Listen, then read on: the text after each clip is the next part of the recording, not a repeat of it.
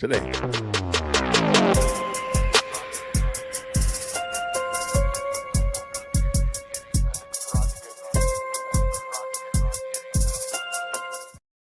Woo! Grace and peace, everybody. We're back. You saw the thumbnail. You saw the title.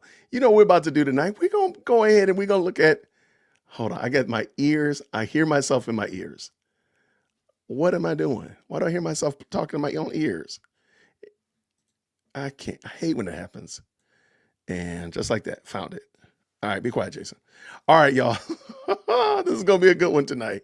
So I'm sure most of you, if not all of you, have seen and heard that we had a little dust up today about this whole shenanigans that happened yesterday with Candace reading this really long email. And it just really seemed off. Well, needless to say, come to find out, it was off. There was a lot of problems with it. And so that video dropped earlier today. And so now my X account is going cuckoo bananas. I don't even use X like that. And it is gone off the rails. So anyway, we might have some guests today. As I always say, let the Candies come on up here to the front of the church. Candies, go ahead and get this front row, these front pews of the church. We welcome you. We want you to come in and hear. We really do. I also have a guest today because I don't think I could do this all by myself. So I had to go call some backup support. I had to get somebody else to come in here and check out with me. So thank you to everybody who's in the best live chat on the internet. Thank you to the moderators who are already getting this thing moving in the right direction. Let me go ahead and bring my guest up in here. We got Carrie. How are you doing, Carrie? Real good. Carrie Smith, how are you? I'm good. Thanks for having me, Jason. I'm touched that you asked me, and I'm very grateful to you, by the way, sending all of your green hearts. Hey, we like that. We like spreading the love. We like meeting new content creators and encouraging good Christian content creators to keep on doing it. So you keep on doing it. We're going to keep on supporting you. All right. But real quick, just in case somebody doesn't know who you are, do you mind telling us a little bit about yourself, your channel?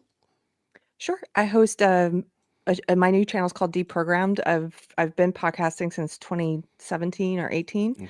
But I started this one a few years ago. It's called Deprogrammed, and it's about started off about leaving the woke left ideology and finding God. And I just talk about things I'm interested in. We have a Christian panel every 2 weeks. And sometimes we do current events, and other times we do things like what is the natural law and who is Thomas Aquinas. So if people like that kind of stuff, they can join us. I love it. I love it. If the mods could just please make sure that Carrie's channel is in the chat, as well as make sure that our bingo board is in there as well, because we're going to have some fun tonight. We're going to have some fun on this evening. Real quick, I'm going to bring my bingo board in, and then Carrie, you can grab yourself one. I believe the link has been dropped in there. Okay. In the chat. Let me bring my bingo board on so we can see what we're working with today, Jason. I'm feeling blackout bingo again tonight, y'all. I really am. And by the way, if you are a candy, you are welcome. You are welcome. Shout out to all the candies. Y'all are welcome to be here. All we ask that you do is just, hey, hang out with us. Hang out for a second. All right. So here's my candy Rott bingo. I'm feeling good about this one tonight. We got feds. We got we got planes. Trust me, bro. Vibes. I won't share that yet. Jewish donors. Betrayal. Best friend. I know, but whatever that dumb statement is. I don't know, but I know. I know. Mamakusa, whatever. A random person. She doxes someone. Free space. Let me go ahead and get my free space right now. Trump gets called out. My gut. All right. Weird. Patchwork theories. I don't like. Calling an expert a liar. CIA. And you know what? Just, because I don't have it on my bingo board. If you have CIA or FBI, you can have either one of those. Because I know one of them is going to get called today. Calling out a random country. Israel did it. Leaks, sneak diss, and stay tuned to tomorrow. Let's get ready to have some fun. Go ahead. So this should last us about 15 minutes. What should last us 15 minutes? All of the squares. Okay. Oh, yeah. Oh, you'll probably have blackout bingo. Look, the goal is for everybody to have blackout bingo. So please understand. there might be some shenanigans going on with my with the way we play this game. Like last night I just rage quit and everybody got blackout bingo last night. It was bad. It was really bad last night. Anyway, let's go ahead and with no further ado, I did download the video and I chopped out the commercials so we can make it a little bit faster. Let us go.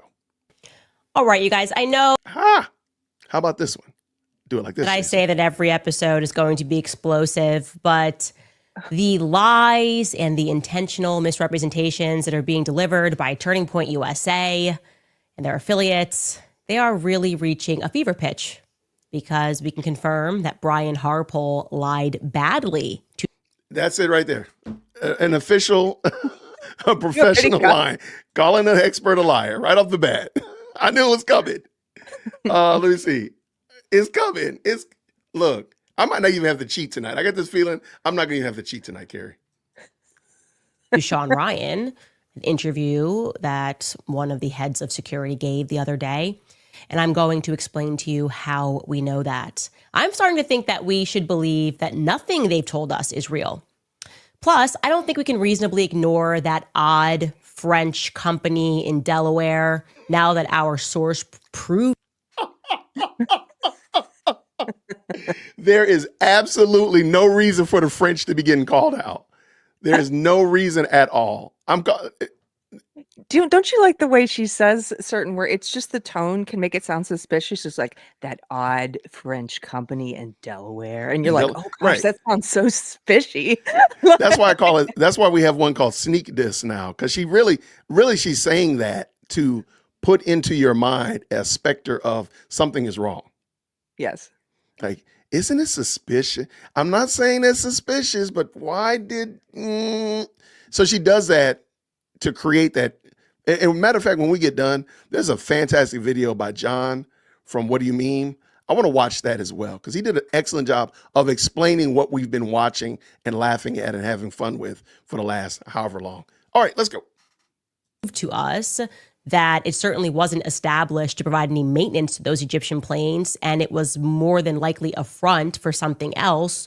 We should address that, because I know that many of you guys were wondering whether or not Charlie's assassination was meant to distract us from the Brigitte Macron investigation, and rightfully so. That is a fair question. How did the Macrons get in here? Well, what she's doing, Jason, is she's telling you it is meant to distract you, because she never reached the end of that. She never ever delivered what was promised. And so it's like, she's kind of like revealing her hand, but putting it on something. I know you're wondering, is this new big thing I'm promising a distraction from the last big thing? And it is. Right. Because I'm sure the Macrons were more mad at Charlie Kirk than they were dealing with Candace. Okay. That's what we're supposed to believe. Shout out. Because as you guys know, it was Charlie Kirk that called me and told me that they wanted me to stop speaking about Brigitte. But the question is always, who is they? Who is they? There's they. Y'all, we got they on the chat. Come on, this bingo board is already looking hot. Are you playing bingo too, Carrie? I am. I'm playing. How many do you I don't have have already? any yet. What? Hold on. Wait. Hold on. Wait a minute. No, I already got 4. There's no way in the world. Hold on. Wait, stop the press. And by the way, if you want a serious show where we're really like digging deep and going all that kind of stuff like that, I'm letting you know right now, you clicked on the wrong channel. I don't care. Candace is a clown, and I'm here to make fun of her. So if you're upset by that, offended, or anything like that, please see yourself out. Again, the ushers will let you out of the church. We're not like Marvin Sapp. We're not going to close the doors. You can leave. We're here to have fun. Come on now, Carrie. I don't have any. Look, I've got. This is not acceptable. Hold on. Hold on. This is my bingo card. Mine has. Let me put it out. Let me pull it. This is not acceptable playing. Hold on. Get out of the way, Candace. No way. Can you zoom in? Mine has planes, best friend, betrayal, irony. I have an email. Oh, if she uses irony, like that tone of voice. Right. That's it. There you go. Okay, there you go. I got it. Get something. Do not make me. I don't want to cheat this early in the game. We got guests here. Okay. Random person vibes, Trump. I won't share yet. #1 podcast. I told my husband, I was like, I'm going to go get a little freshened up in case the #1 podcast in the world drops by. Right. Hold on. Somebody said I need to, you know what, Carrie, where is it? Hold on. Somebody just reminded me that I need to bring my sound effect in. There we go. There we go. All right. Yeah, I mean, we got guests here today. We got guests. All right. FOIA. What about that? Planes. She didn't mention planes. Not yet. You know it's coming. We know it's coming. It's coming. All right. I It's just coming. sense that it's coming. You know what? You know what? I feel it's coming. There you go. Yeah. There you go. Now you should have two. People, if you want a serious show, you clicked on the wrong channel. Grief is weird. Okay, I got to tell you, in those weeks following Charlie's assassination, I didn't feel like myself. I felt like I was honestly having an out-of-body experience. I didn't want to accept things. Obviously, you know, that's the reason that I went away to Wyoming. But with every week that we move further from September 10th, I have more clarity. And I'm starting to focus on things that happened in those early days.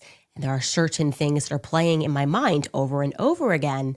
I would say that happened in the first 72 hours following Charlie's assassination. I was in a state of trauma, and not for a single second during that state of trauma did I believe that Turning Point USA There we go. would later be involved in what seems like a cover-up, right? It seems like if you have to lie ever, it's because you're covering up the truth. Duh. That is so funny. So isn't not telling something considered a lie, as well as like if I tell you some of it but not all of it, isn't that kind of considered a lie? Yes. Okay. So like not telling everybody that, oh, by the way, my lawyer's office is in the same building with the FBI, that would be considered a lie. A lie of omission. Right. Okay. I just want to make sure I got it right, because I just want to make sure I play the game right, because we got to make sure we play the game right. Because Carrie, you know what I don't like? Is it lies? But I don't like little lies. When there is one lie, there's 20. I mean, maybe she's projecting. Maybe she's projecting out the fact that she herself is lying. Because, you know, I don't know, but I know. You know? I don't know, but I know. so, and yes, I am going to cheat. That is the I know no on my bingo board. Yes, I did do that. Oh, let's go. Let's have some fun, y'all. Let's go. And like I said, my initial sense was that all of us would come together and try to figure out who did this, because the Tyler Robinson story wasn't making any sense. Well, I want to tell you guys this. There's another phone call that I had with Andrew Colvett where I was crying on the phone with him. I mean, I am talking maybe 72 hours max after Charlie was killed. And he was also upset on the phone, but he said something, and it's hitting differently the more that I think about it. He said, and I quote, "Candace, it was supposed to be you. It was supposed to be you." Now, at the time, I dismissed this as some sort of bargaining, right? That's an actual stage of grief. You do bargain. You wish that it was this person. You could trade it. Maybe you wish that it was yourself. And to be honest, I did go through that phase of bargaining with Charlie. Like, why didn't it happen to somebody else? This is a good person who had his whole life ahead of him. I mean, I told you that even my father went through that stage of grief. My father was like, this makes me feel terrible because Charlie has lived his life so admirably, and like I've had so many chances in life, so many illnesses, and it just makes me so sad. Should we? This sounds very, very suspicious. Oh, no, there's a lot of suspicion in this already. I'm going to go with Trust Me Bro. If you have Trust Me Bro on your bingo board, this is a Trust Me Bro story, because there's no way of verifying it at all. There's no way. And of course, this happened. So she said 72 hours after Charlie Kirk. So that's what, the 13th of September. So we're literally talking almost 8 weeks ago, roughly. And now she remembers it verbatim. Okay. All right. I got you. And That's she what I'm never supposed told to- us before. All the And she time never mentioned it before, which seems to be very convenient. Okay, no problem. I got you. I got y'all. I got you. Shout out to the Best Live Chat. But now I'm feeling a little bit different, removed from the situation. Like now I'm going, was I being, I don't know, was he being honest? Was Andrew being honest? Was Andrew trying to maybe communicate to me after, especially given the fact that I told you that while the actual day on September 10th, while Charlie was in the hospital, he told me that there was a list and that me and Tucker Carlson were on it and that we had to lay low, but he never told me who told him that. I never got a call from the feds telling me that. So I feel like these questions I have now are quite valid. Andrew, by the way, was not the only person who called me on that day and reached out to my family on that day with this warning, immediately cautioning me and Tucker to keep our mouths shut, telling us that we should lay low. Wouldn't it be a little bit more convincing if she brought up her own cell phone data? Here's my cell phone bill. You can see I got this call. The last 4 digits are 3579. So Andrew Colvett would know that she's talking about him, redact it out of there and say, hey, this was a call. And at least say, because right now we have no evidence to this at all. We just literally have to take her word that what she's saying actually happened. We don't know that anybody called her. But even if he did, we're supposed to take her word about what was said on that call. Well, that's true too. But right now we don't even. Yeah. Right? Why not show us like, okay, here's my phone log, because that's what she's going to want Andrew to do. That's what she wants Mike McCoy to do and all these other people. Why don't you show it, Candace? Why don't you show us your call log and say, hey, here's Andrew Colvett's phone number. The last 4 digits are 777-9311. Shout out to anybody that knows what that is. And put it out there and challenge him. But she's always pushing other people with no evidence. Somebody in your chat's really astute, Miss Rish. She said that she's just provoking the people who haven't taken her bait yet. Like a narcissist needs attention, and Colvett has not, taken her bait. Is smart. I think Alex is smart. I think all of them are smart. Go do something else. Let this woman sit right here looking just like she's looking. Because again, she doesn't have any content. Because in a moment, she's going to spend the rest of the show talking about that email that she got yesterday, which we've already proven is wrong, and also shown that all of that information she got from the mommy sleuth about the planes was wrong. She doesn't do any research. She doesn't do any back work to actually check this stuff and verify it. She just says, trust me. Yeah. All right. You ready? I'm ready. Let's go. Because there was a quote unquote list going around. Another person was a very well-known woman who happens to be married to a CIA contractor. Same exact message. CIA. You and Tucker Carlson. But of course, we cannot tell you who we are getting this information from.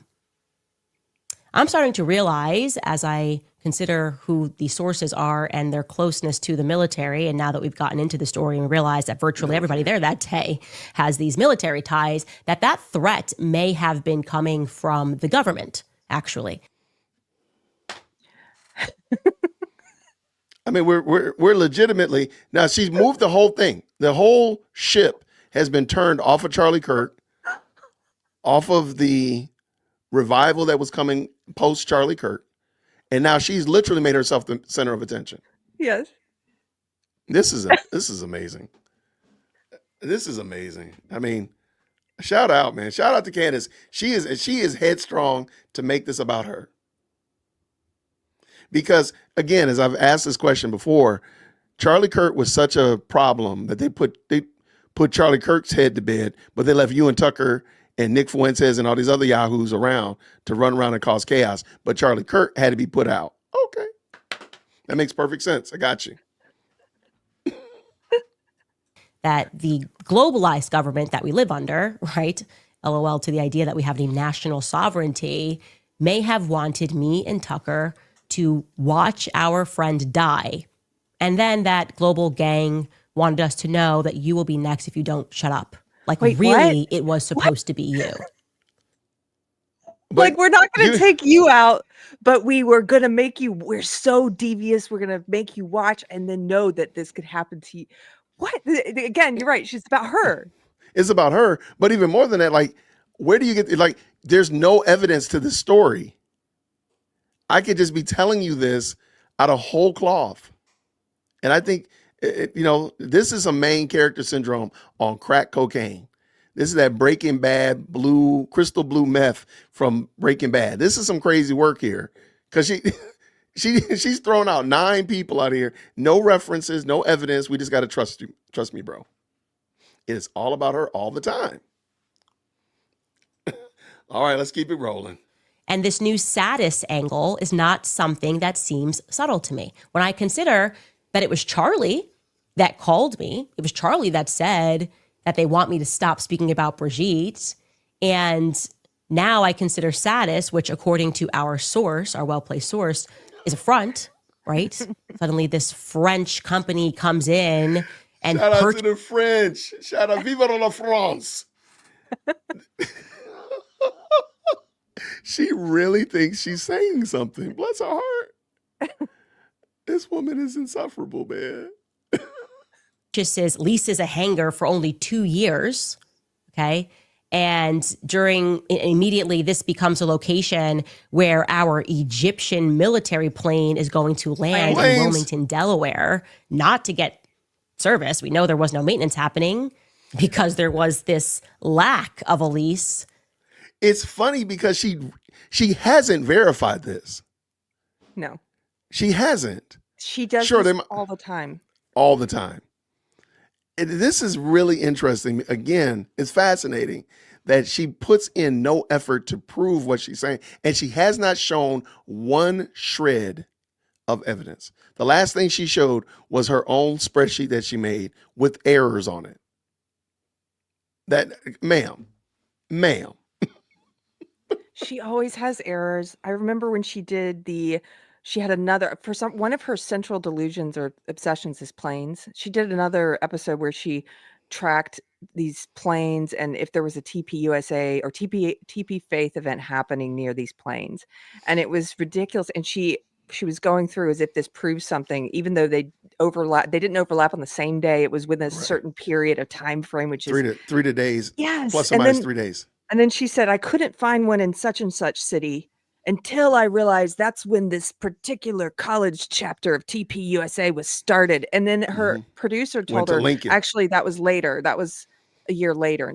And she just ignored it and kept going. This is interesting because yesterday, and you said something interesting. Yesterday she said Charlie was fascinated with planes. Did she? Maybe he was. I don't know. But she seems to be fascinated with planes. She is, and military back, that's part of her delusions. In a way, it reminds me. There's one of the characters. I don't think she's schizophrenic at all, but she does have some traits that overlap with schizophrenics, and one of those is they will often have a central, a delusion that's central to their disorder. I had a friend who struggled with this, and hers was pit bulls, and she would insert whatever you're talking about. She would bring pit bulls up. She couldn't stop bringing it up, and she would insert it into the topic. And Candace does this with military background. She's always talking about military back planes. She finds something very suspicious about that. Bees, bees are really one of things that fly. Things that fly. Yeah. Things that fly. Because she was harping on the drones. She's got the bees. Now she got talking about planes. Yeah. I mean that's anyway. I think that's a good point. By the way, real quick. She bragged about that to Tucker. If that's about her and the planes, could you hit me up with that, Sheena? If you could, if that's what we're talking about. Let's keep this game going, man. This is fun. Thank you, Carrie. Since 2021, all of this now feels really interesting, very interesting. And don't forget that same source claimed that after our Egyptian plane, tail number SUBTT, landed into this federally monitored hangar, that a foreign dignitary was then discreetly moved to 920 King Street, which we've learned and confirmed houses the DEA, the FBI, and the Secret Service. And my lawyers. Just make sure you add that little snippet to it. I never argued that the DEA and the FBI and all the people were, okay, fine. But don't forget the fact, Candace, that your own lawyers are in that building. That's the part that I think people are really ignoring. No, don't ignore that part. Candace's own lawyers are in that building. So if you want me to believe all this nefariousness is going on, that's fine. I will let you have all of the nefariousness. You must also give me my nefariousness that they're working with Candace's lawyers. That's why she's able to do this stuff and not get sued. Remember, I asked you that a couple of days ago. Why is it that she's able to move so recklessly? Because she's a plant. Prove me wrong. She's a plant. She's a plant from the feds. Prove me wrong. And her lawyers are working with the CIA and the Secret Service and all the other alphabet military groups. There you go. Quite rare, right? Quite rare for the Department of Justice to be coming together with the DHS. I mean, that's weird. So what does France have to do with it, right? What does Tucker Carlson have to do with it? Rationally, when I begin to create a timeline of when my life took a very different turn, it is because I began prodding the narrative on Israel at the exact same time that I began. I don't even care. Israel did it. Y'all can have it. Y'all can have it. Israel did it. If you got Israel did it on your board, I want to say she's doxed somebody, but nah, I'll wait for a second. I'm sure. Now I do got random person though. If you got random person, she definitely has already been throwing out random people. We don't know who these people are. Like, what are you talking about? And please understand. Someone called me my source, and she had a husband who's in the CIA. Okay, who is this person? Yeah, who is this person? And then if these people, what avenues did you go to ensure that this information was factual? Because we also found out that, on that Mommy Sleuth spreadsheet, you actually have to pay for that information. So that means that somebody put out money to do this research for you. Did they mention to you that they had to pay for it? Or did they just make it up? I'm just wondering. Let's go. And looking into the Brigitte Macron story. That was in March of 2024. It was on March 13th, 2024, that I did the very first ever episode on Brigitte Macron, right? And then, wham, I am fired within 10 days. It's a pretty quick turnaround. Charlie, of course, was a staunch defender of mine. Immediately when I got fired, publicly and privately, he held my back. And then suddenly donors start to squeeze him and tell him that I can no longer hit the stage at Turning Point's AmFest. I do have a question. Because that sounds interesting. What did Charlie do to support her when she got fired? When she says Charlie had her back, what did he do? She doesn't say. She doesn't say. And I'm like, well, what? And maybe somebody in the chat can say, hey, he did this and other. But what did he do to have her back? Like, what was the tangible back having the activity that he did? What was it? Because I don't know. And I would think, this is just my thought, if Charlie Kirk had your back like that, we would have seen that email. We would have seen that text message. We would have seen that DM, because Lord knows you don't have any problem sharing anything else. But the only things you've shown us are things like 5-7 years old. A lot happens in 60 months. Yeah, she doesn't have it. That's why all of her texts are 7 or 8 years old, because she doesn't have that. She didn't have that kind of relationship with him anymore. And that's what I want. That's what I believe. But I did see, this is interesting to me. The Candace, they don't ever think about things like this. They're never like, wait, why are all of her friendly text messages with him from so long ago? Yeah, because everything you could see in the public eye was such that, he's a Christian. He's not going to turn his back to someone who he was such a close friend with, even if he believes they've really gotten off the path and strayed from the way, the truth, the light. But, I wouldn't cut someone off completely either. But so for her to say, we were still friendly, I believe that's true. But they were not close friends. She doesn't have these messages. Yeah. That's what I'm doubting. I'm like, I'm not saying that you don't talk and send birthday texts. I'm not saying that you don't talk and say, hope your kid is doing well. They got a baseball game. I'm not saying that. What I am saying is because she makes it sound like they were talking every day, more than he talks to his wife. Yeah. Pause. That's problematic. So more than that. So why is she doing that? And she doesn't have evidence. She's just saying it. Yeah. But where's the evidence that if you talk to him that much, then you should have text messages 2-3 weeks before he died. I also really don't like the way she shares information, that it's a trust me bro thing, that she has no way of proving, that you're just supposed to take her word for it, as if it's coming from him. Like, even in this short little clip here, she says, and then he had my back, but donors are pressuring him to distance himself from me. We're just supposed to take your word for that, because he's not here now, and you get to stand and put a megaphone on his grave and say that you speak for him. Yeah, I'm gonna put Jewish donors.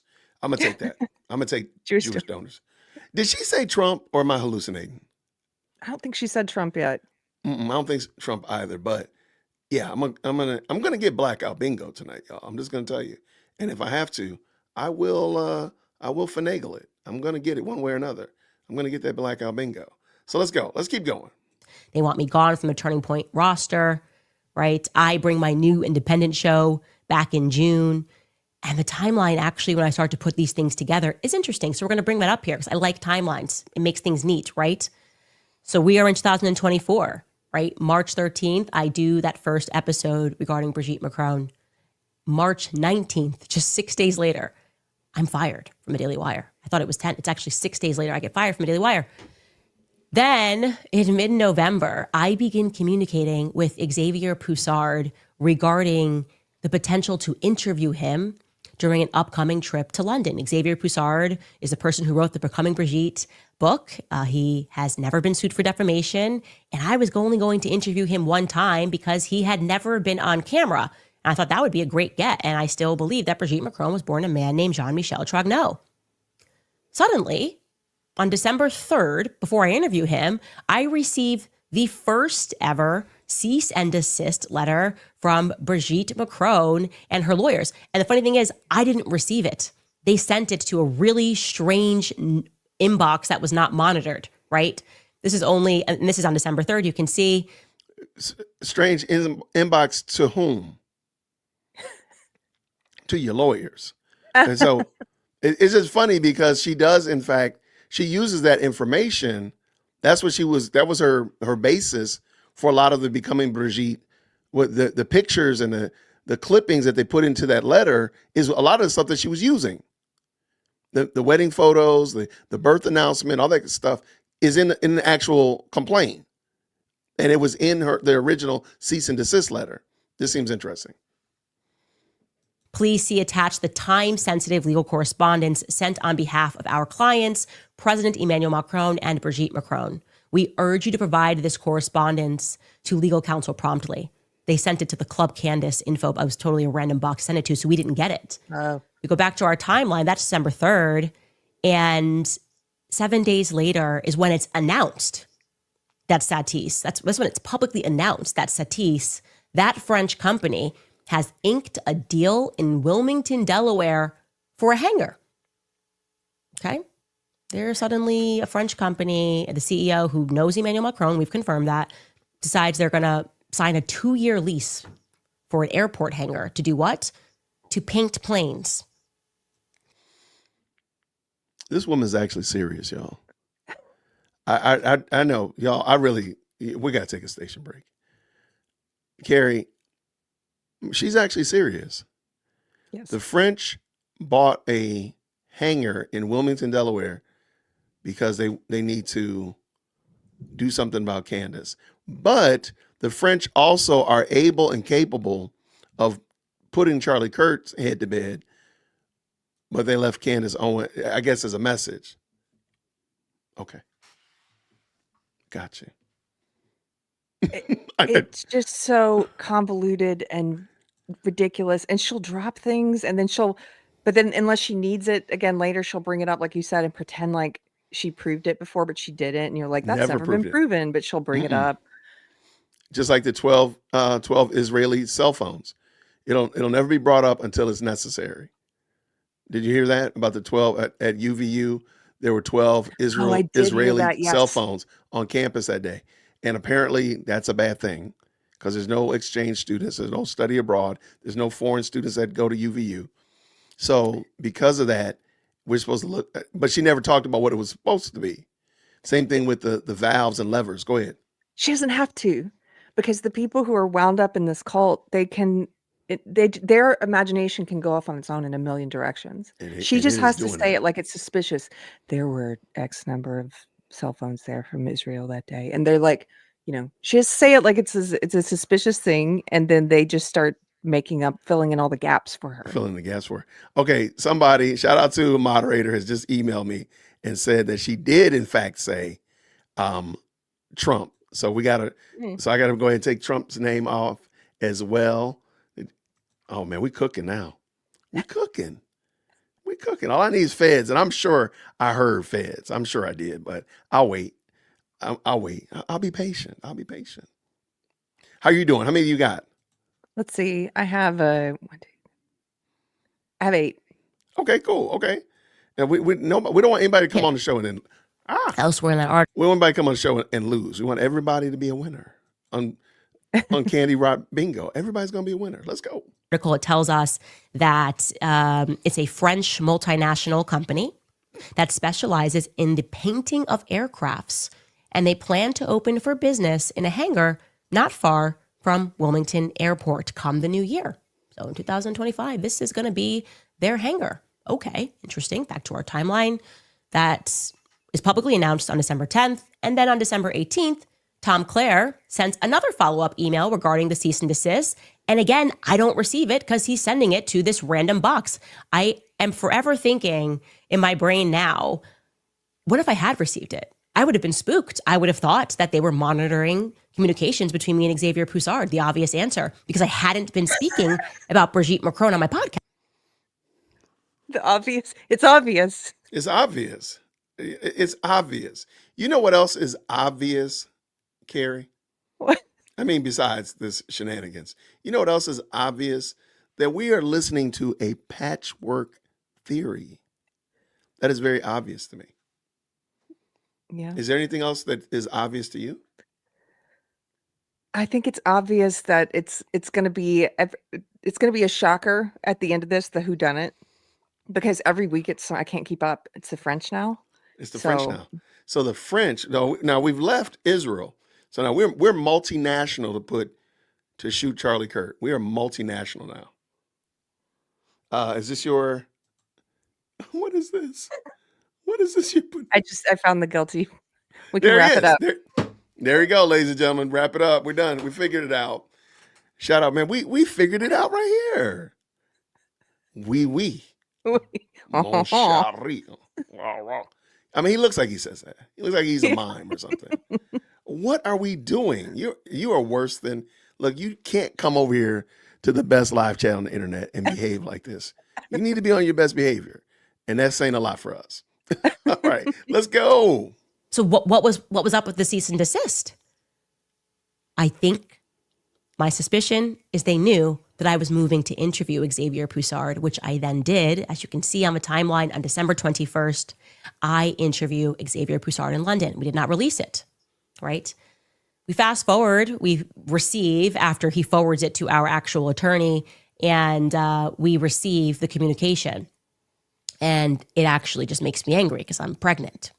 Now we're in 2025, and I decide that actually I'm going to turn this down to an entire season, because who are you, French first man, to tell us that we can't speak about the story, which is incredibly interesting. And on January... Isn't it interesting that she's now turned Charlie Kirk's assassination investigation into a full-on refutation of the Macron case? Yep. Now, it's interesting to me.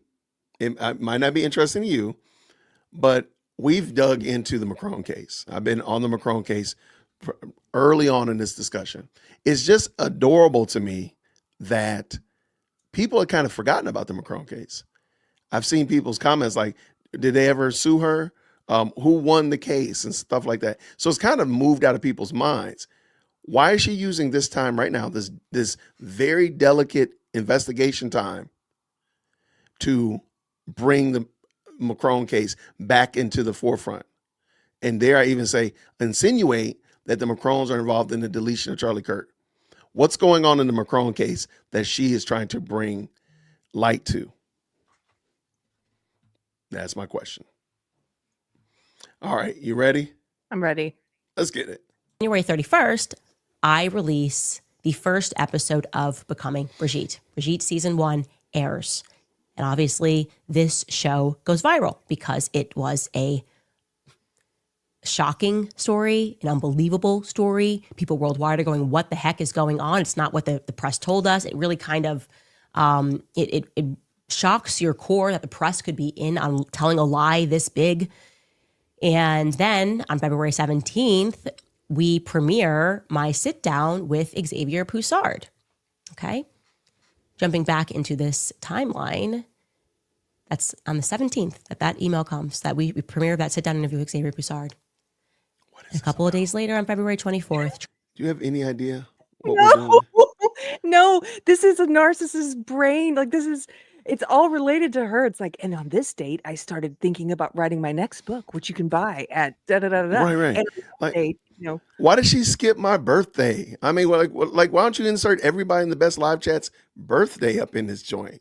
I mean, like, why? You do realize that she said she was pregnant. So that means she birthed a whole human being and did not mention it. Mhm.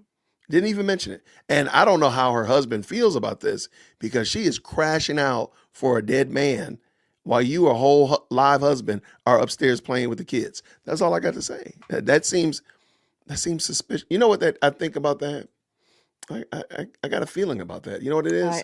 Yeah. You don't find that suspicious? You don't find that suspicious? You don't find that suspicious? I find it That's weird. that you can crash out for, again, whether or not you and Charlie Kirk were best friends is not the argument we're having. Why are you not crashing out about your husband?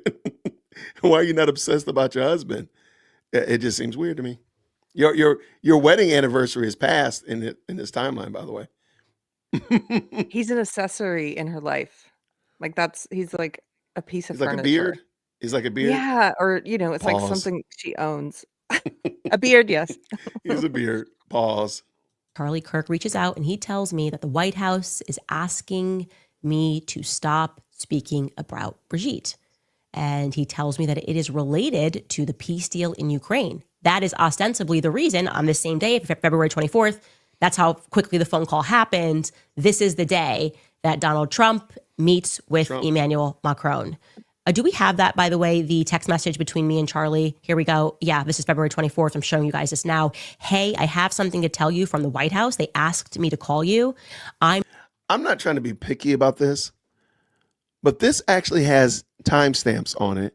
There's a different avatar than all of the other ones that she's shown. Mm-hmm. I'm not saying that it's phony or fake or false. I'm just saying that's interesting that this one actually has timestamps on it, because that was a big deal with the other ones, that there was no timestamps. But this one right here actually does have timestamps. Shout out to Erica Kirk's birthdays today. Shout out to Lady Kirk. Happy birthday. Happy birthday. Yeah, does that not stand out to you? That stands out to me, and also what stands out to me is that if the older messages she shared from 8 years ago are real, then this new message is exactly what I would expect from a friend who has kind of cut you off, like pulled back and gone, not no contact, but low contact. Because the tone is completely different here. It's professional. He's not using any of the slang they used to use. It's not like, there's no exclamation points. It's very removed and pro. Like, hi, I have something to tell you from the White House. They asked me to call you. It's very professional. No, very good point. Very good point. Let's go. just the messenger here, but it's important. I say, okay, I'm around, call me. Then we have the phone call. And then I was like upset about the phone call because I was pregnant. And then I felt bad. And I was like, okay, let me think about it, because I don't want people in Russia to be killed, because I won't stop speaking about Brigitte if the Ukraine peace deal is actually was at the center of this.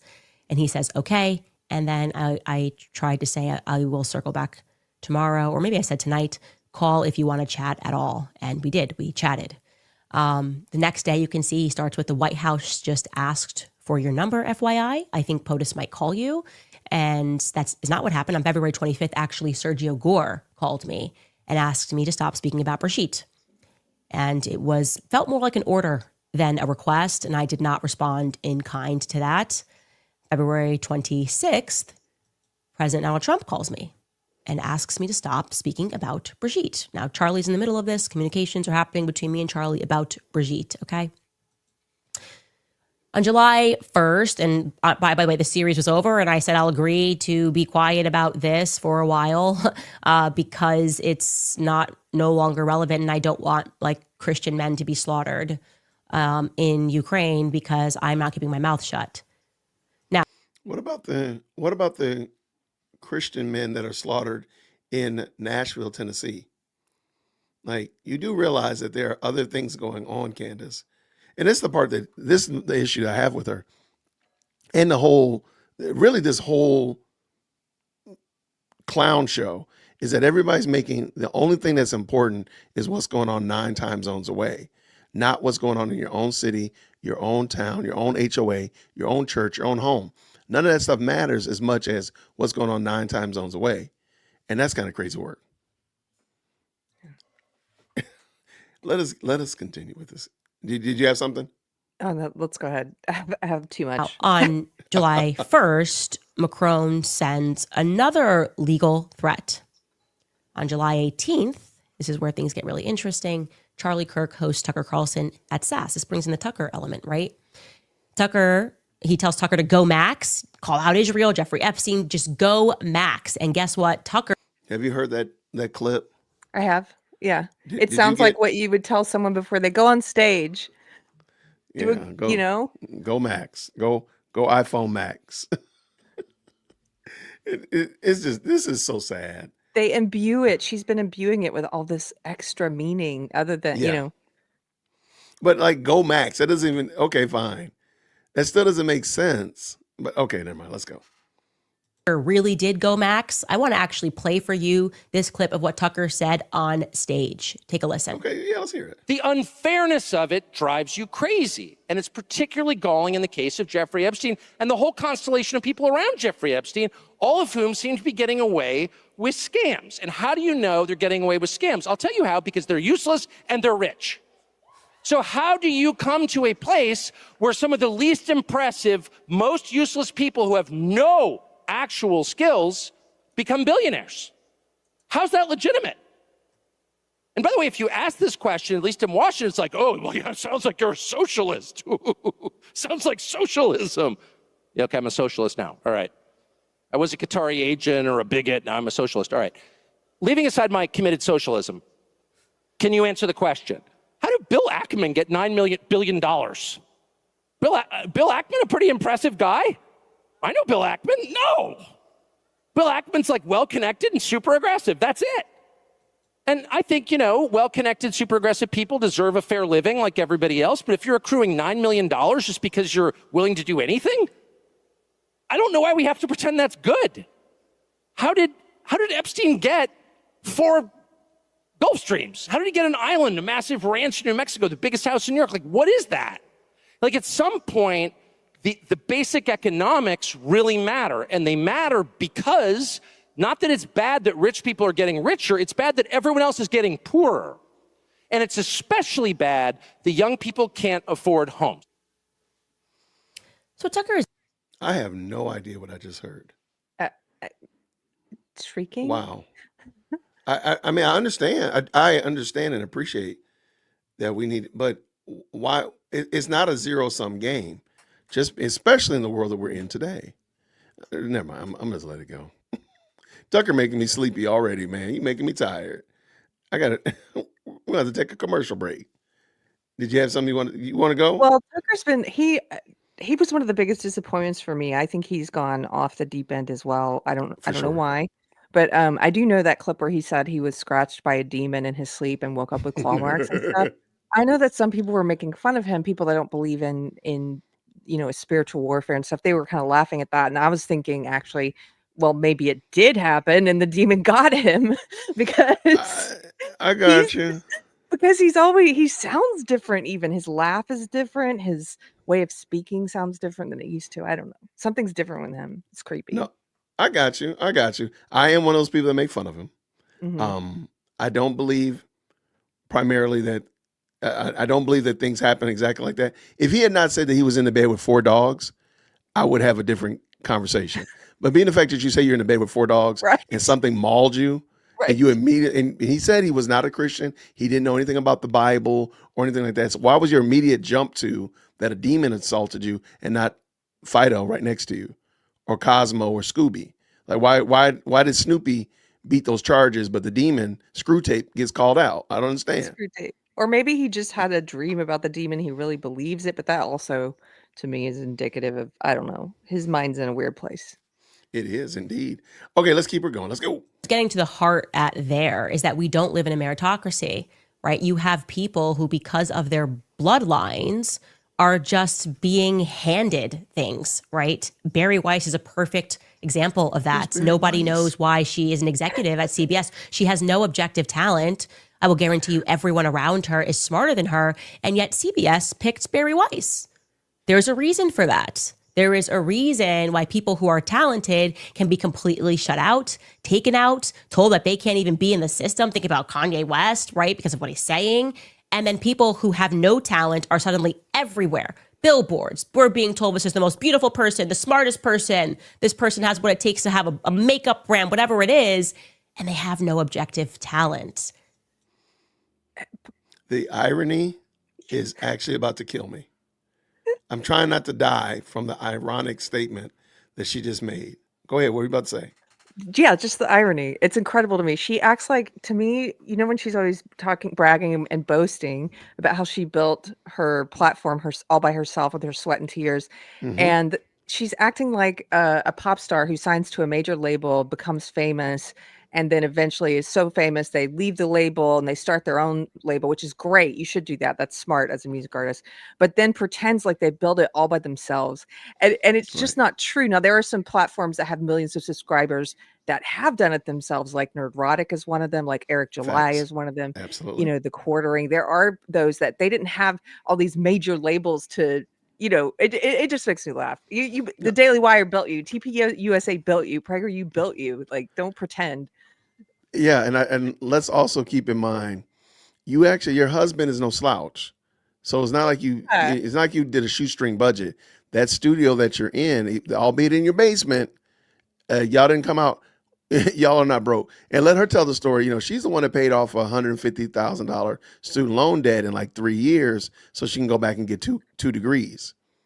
I got that video coming later. Don't worry about it. Just stay on that, y'all. Let's go. That is not something that they would want messaged to Generation Z, generation coming up, who's recognizing that something's not fair, that perhaps this whole idea that we live in a meritocracy is one big illusion. Anyways, back to our timeline, right? Tucker Carlson says that, and we then have on July 18th that the request from Turning Point's UVU chapter, which we've not been able to independently verify, but that's what the local news said, that they saw it with their own eyes, but we didn't see it. That's when the request comes in for Charlie to speak at UVU. Very late in the day, never happens this way, okay? Like I told you, they are always working at least a semester behind on requests. Do you know how long it's been since Candace has worked for TPUSA at this time? I know it's been since over a year and a half ago that she was on a stage, June of 2024, I think, right? To say that she worked there, because those are just hired mercenaries. So her being on stage is not actually that uncommon. I found a video of her on stage in 2022. But when was the last time she worked there? Do you have an idea? Do you know offhand? No. Do you? 7 years ago. Right. So let me just ask you this, Carrie. How much stuff has changed in your life in the last 7 years? I got sober, I got married, became a Christian, and bought a house. Is it fair to say a lot? Is it fair to say a lot? Okay. So is it also fair to say that if something, you know, maybe a job that you had 7 years ago, or you know, a store that you went to, or a family member's house that you like going to, in 7 years, there would be a lot of changes there. Is that fair? Fair. Okay. Why does she keep talking like she's an authority on this? And why do the Candies keep allowing her to do that? They let so much slide. And I think there's even one in the chat who's like, well, I will keep watching because she always brings receipts. What? I can put together a spreadsheet of dates. Right. This is not receipts, by the way. This is not receipts. This is a Word document, a Google document with some bullet points. That's all that is. I can make one of those.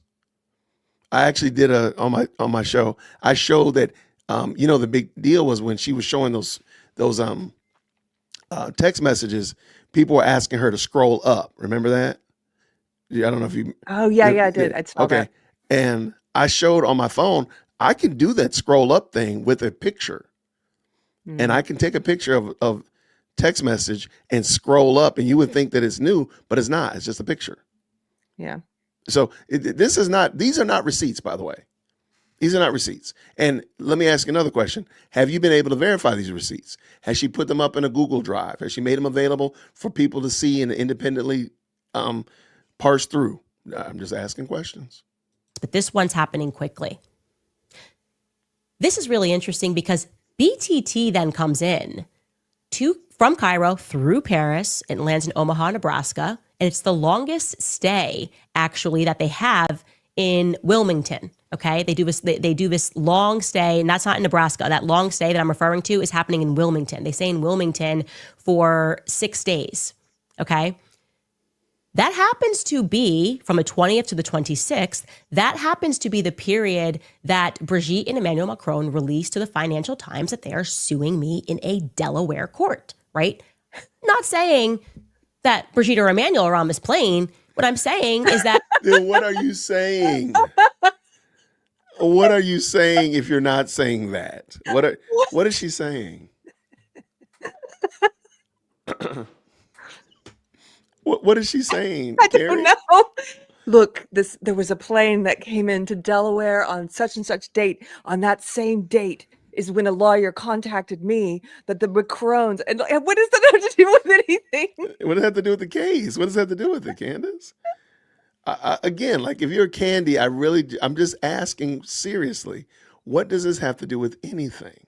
What does this really have to do with anything? Serious question. Could it have been a dignitary that was on this plane? A French dignitary that was on this plane? All options are possible. So we've moved, and I just realized this. You do realize that we've left Egypt. Yeah, we forgot about Egypt. Egypt has snuck out of the trap. Now we're down. How did we get to France? Jason, what about the bee Mormons? What about the Ninja Turtles? What about the 12 students? What about doggone Tyler Robinson? We know nothing. Like she is, instead of trying to drag Brian Harpole, why not talk about the fact that the UVU police department dropped the ball? They did some things that you could be looking into.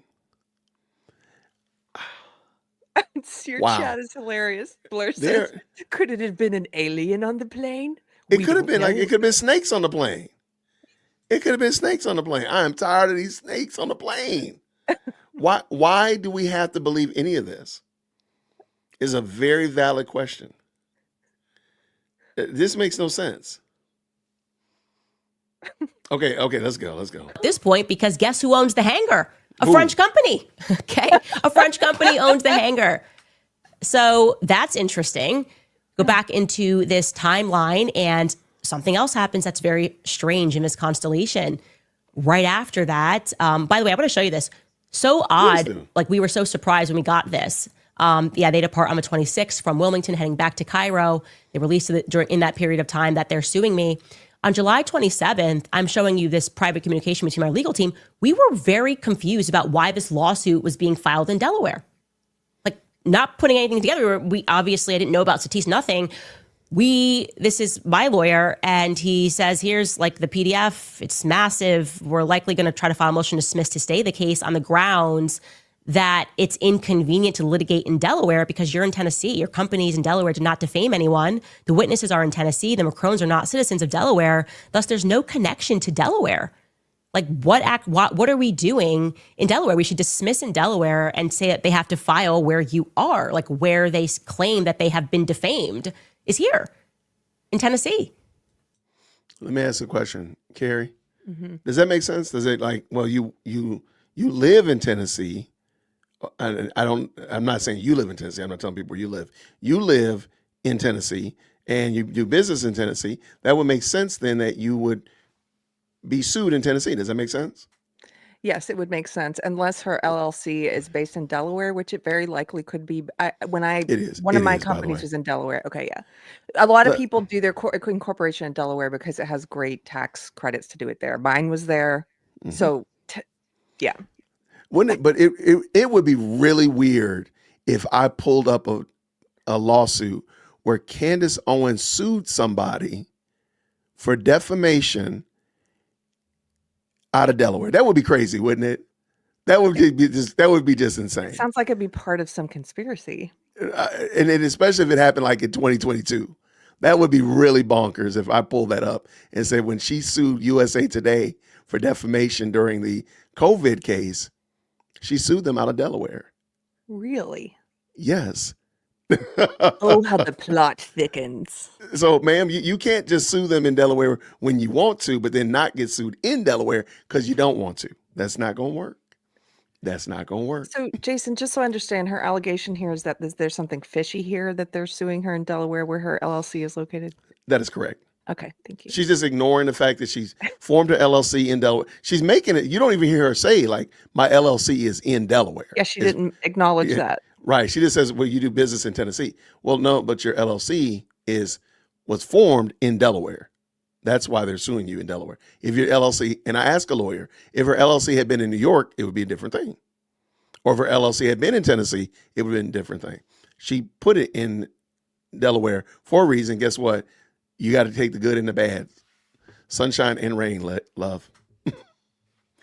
Let's keep it rolling. Let's go. That's so interesting to me in retrospect that we didn't understand why this was happening in Delaware. Anyways, moving on to August 1st. She doesn't talk about it. She doesn't. Same week. She just as if it's an just episode with me. Hold on, as if they just chose Delaware. They, took a dartboard and just threw a dart at the U.S. map and said, Delaware. Let's sue her in Delaware. That's wild.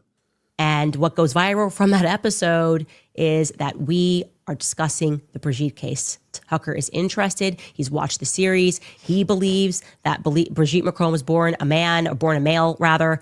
And that goes viral, okay? It just goes viral, gets more people speaking about it. So you can just say a lot of stuff is happening at this time.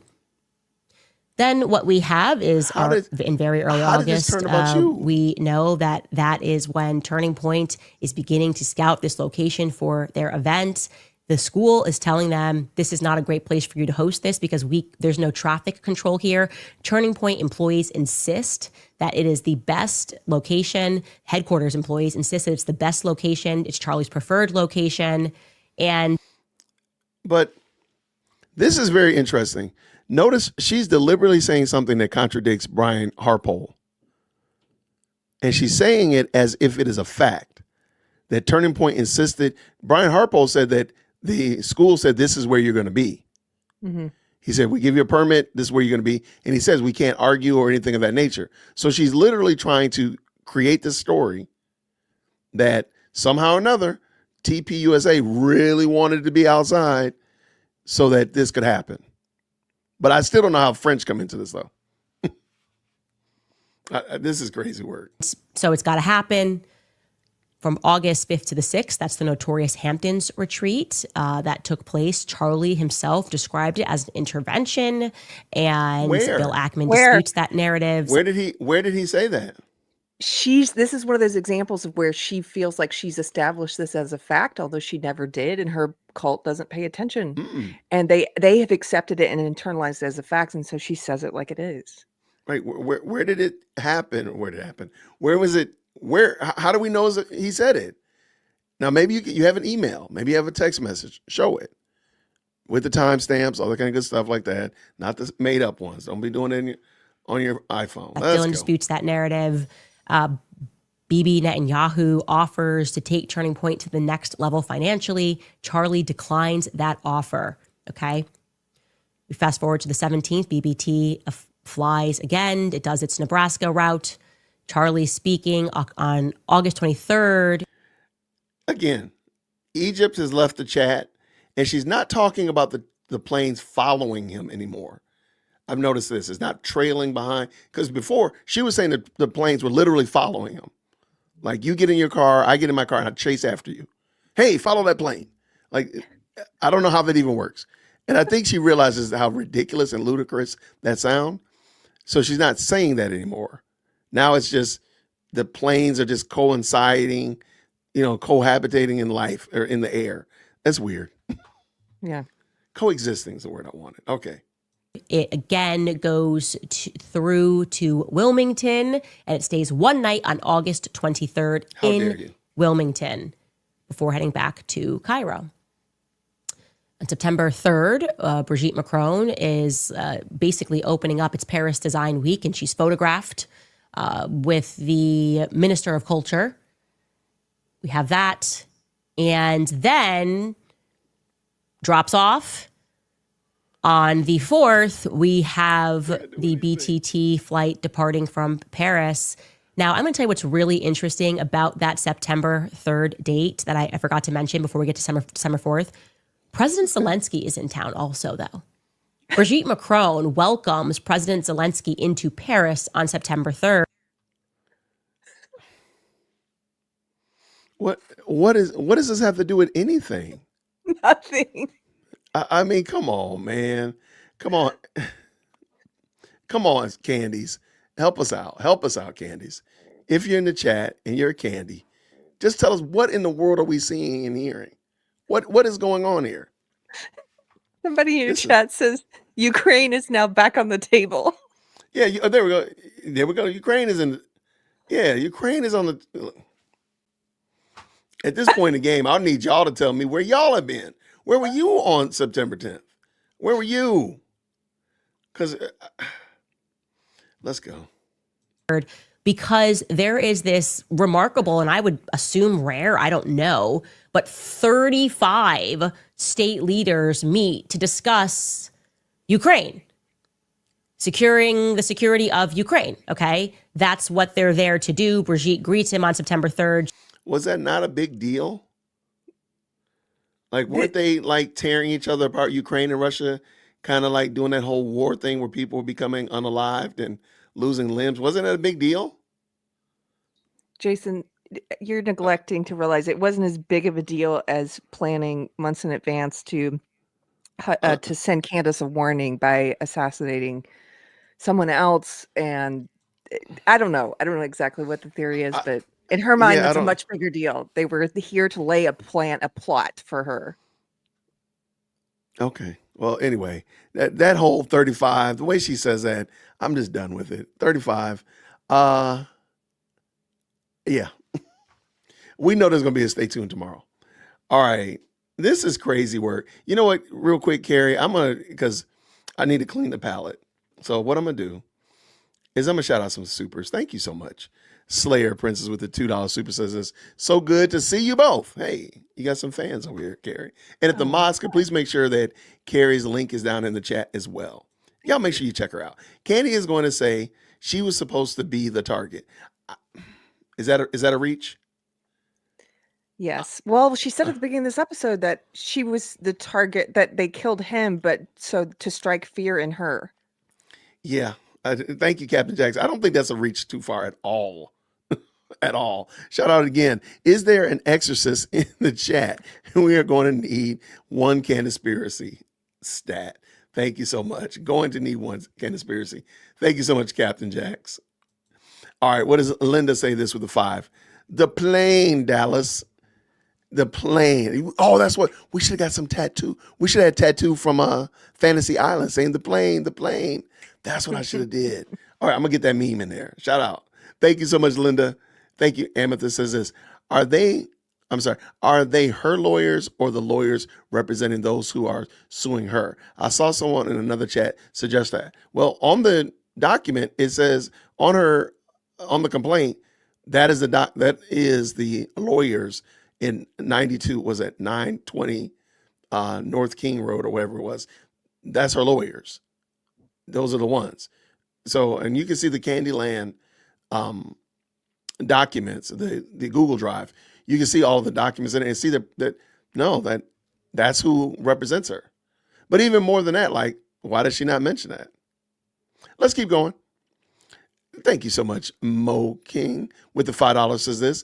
Let her story be true, and then it will be her fault Charlie was killed. Okay. Not that he saved her, but that she got him X'd. She is wild. Okay, I can see that. You know, he called you and said stop it. You didn't stop it, and then they put Charlie's head to bed. Okay. I mean, That's a crazy theory. Now that one's a mind blower. What do you think, Carrie?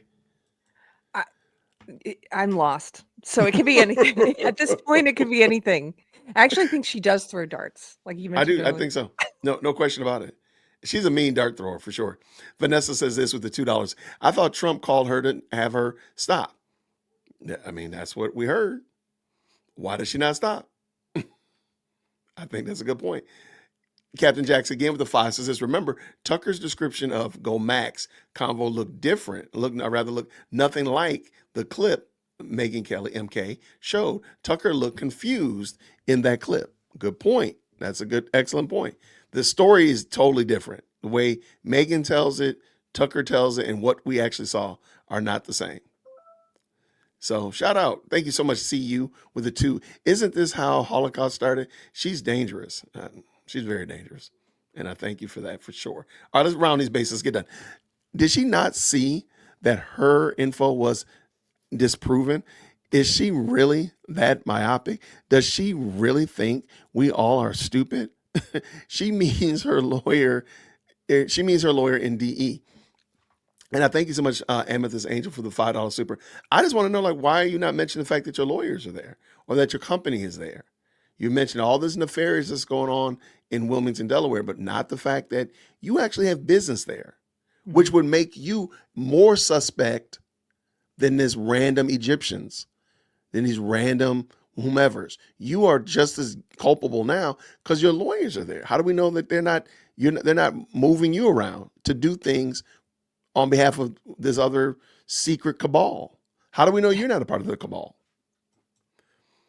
Captain Jacks with the 5 says this. 100,000 commercial flights fly daily worldwide, approximately 150,000 total, including private cargo, etc. They are following Erica. There you go. I mean, you look out the window, man, there's going to be one following you. Absolutely. And what's Jen say this? Thank you with the 5. Please check out the Sherry Denise video on Candace's history. She figured it out at the young age that drama and lawsuits equal money and attention and email. I did do that video. I actually looked at it and we discussed it before, but thank you so much, Jen. Maybe I'll do it again. But it was an excellent video that she did. All right. How are you feeling? Also, again, like I said, I'm sorry about that. Like I said, a little confused. It's okay. We're gonna land this plane.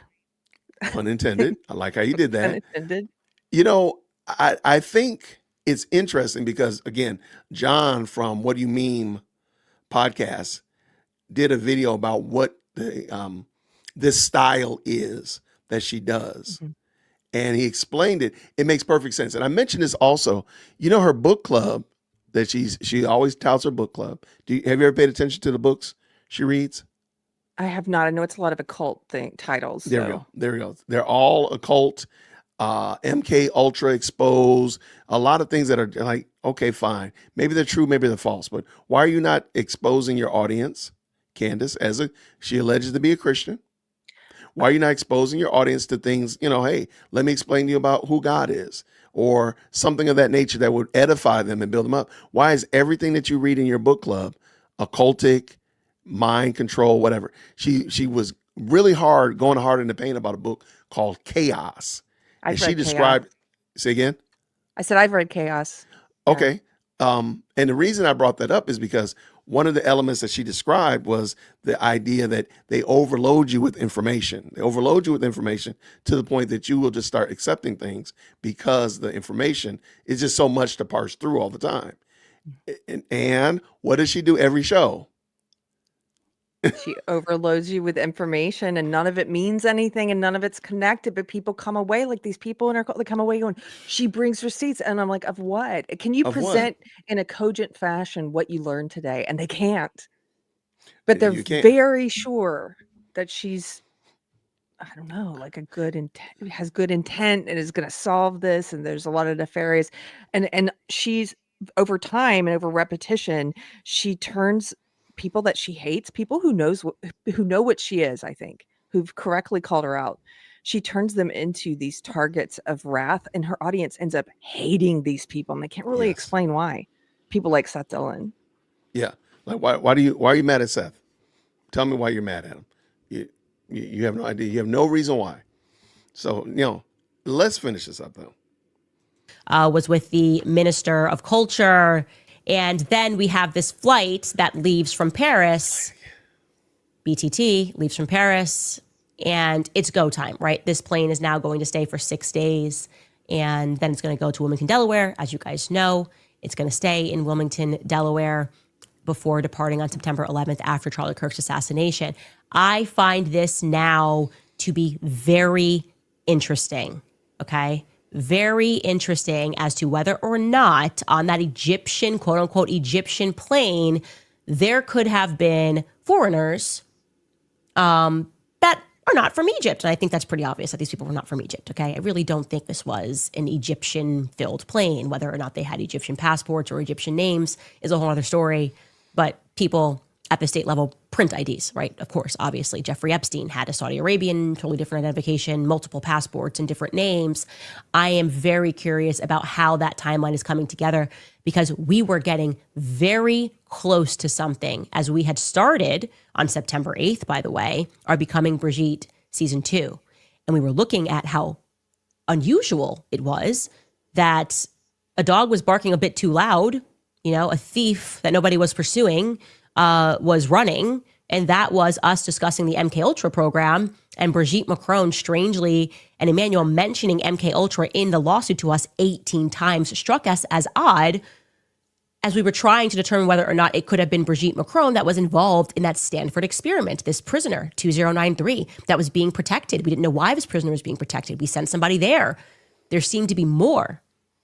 And what really terrifies me is that if my inclination that Xavier Poussard's messages have been being read and tracked for longer than I even realized, and that's the reason they initially sent that cease and desist in December, was to ward me off sitting down with Xavier Poussard, then what we hadn't yet presented to the audience, but what we were investigating on the back end, if they were aware of that, it really makes me wonder if we were on the right track. And it was something that was so sinister, involving maybe another step of the MK Ultra program being used to foster serial killers and to give serial killers new identities and allowing them to run in countries. That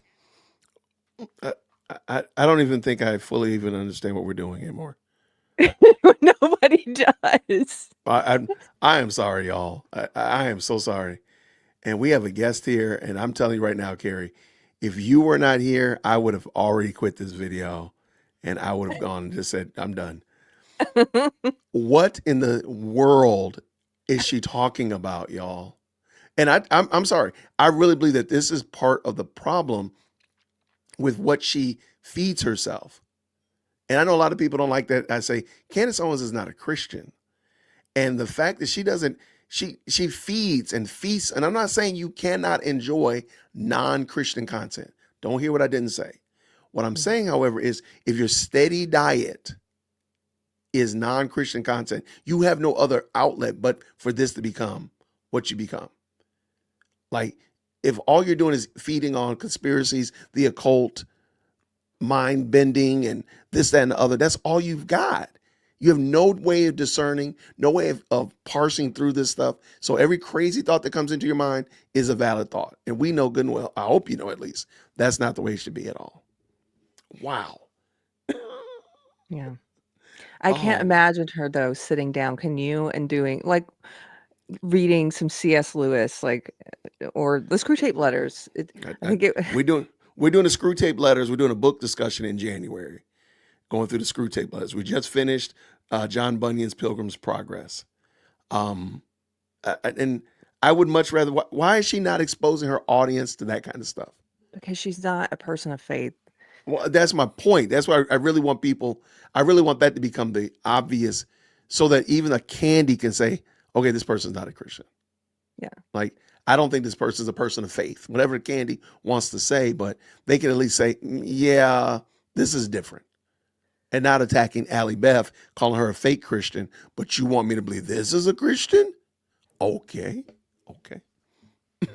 So the Bible's always talking about discernment. Jesus warns over and over and over. Why does he talk so often about knowing You will know them by their fruits. Why does he talk about that? How to discern who are false shepherds, who are not. It's not about what label you put on yourself. It's about fruits of the spirit. How do you behave in the world?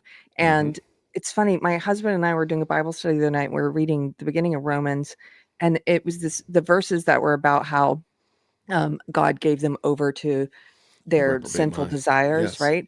And during that part, it started talking about all these characteristics, full of a lot of it made me think of her. Yeah. It's sort of like full of malice, deceit, slander, gossips. It's like they became gossips, they became slanders, and every single thing it was naming, I was like, wow, this is, she was on my mind recently because I covered her on my show, but it, it's easy to see what the fruits are.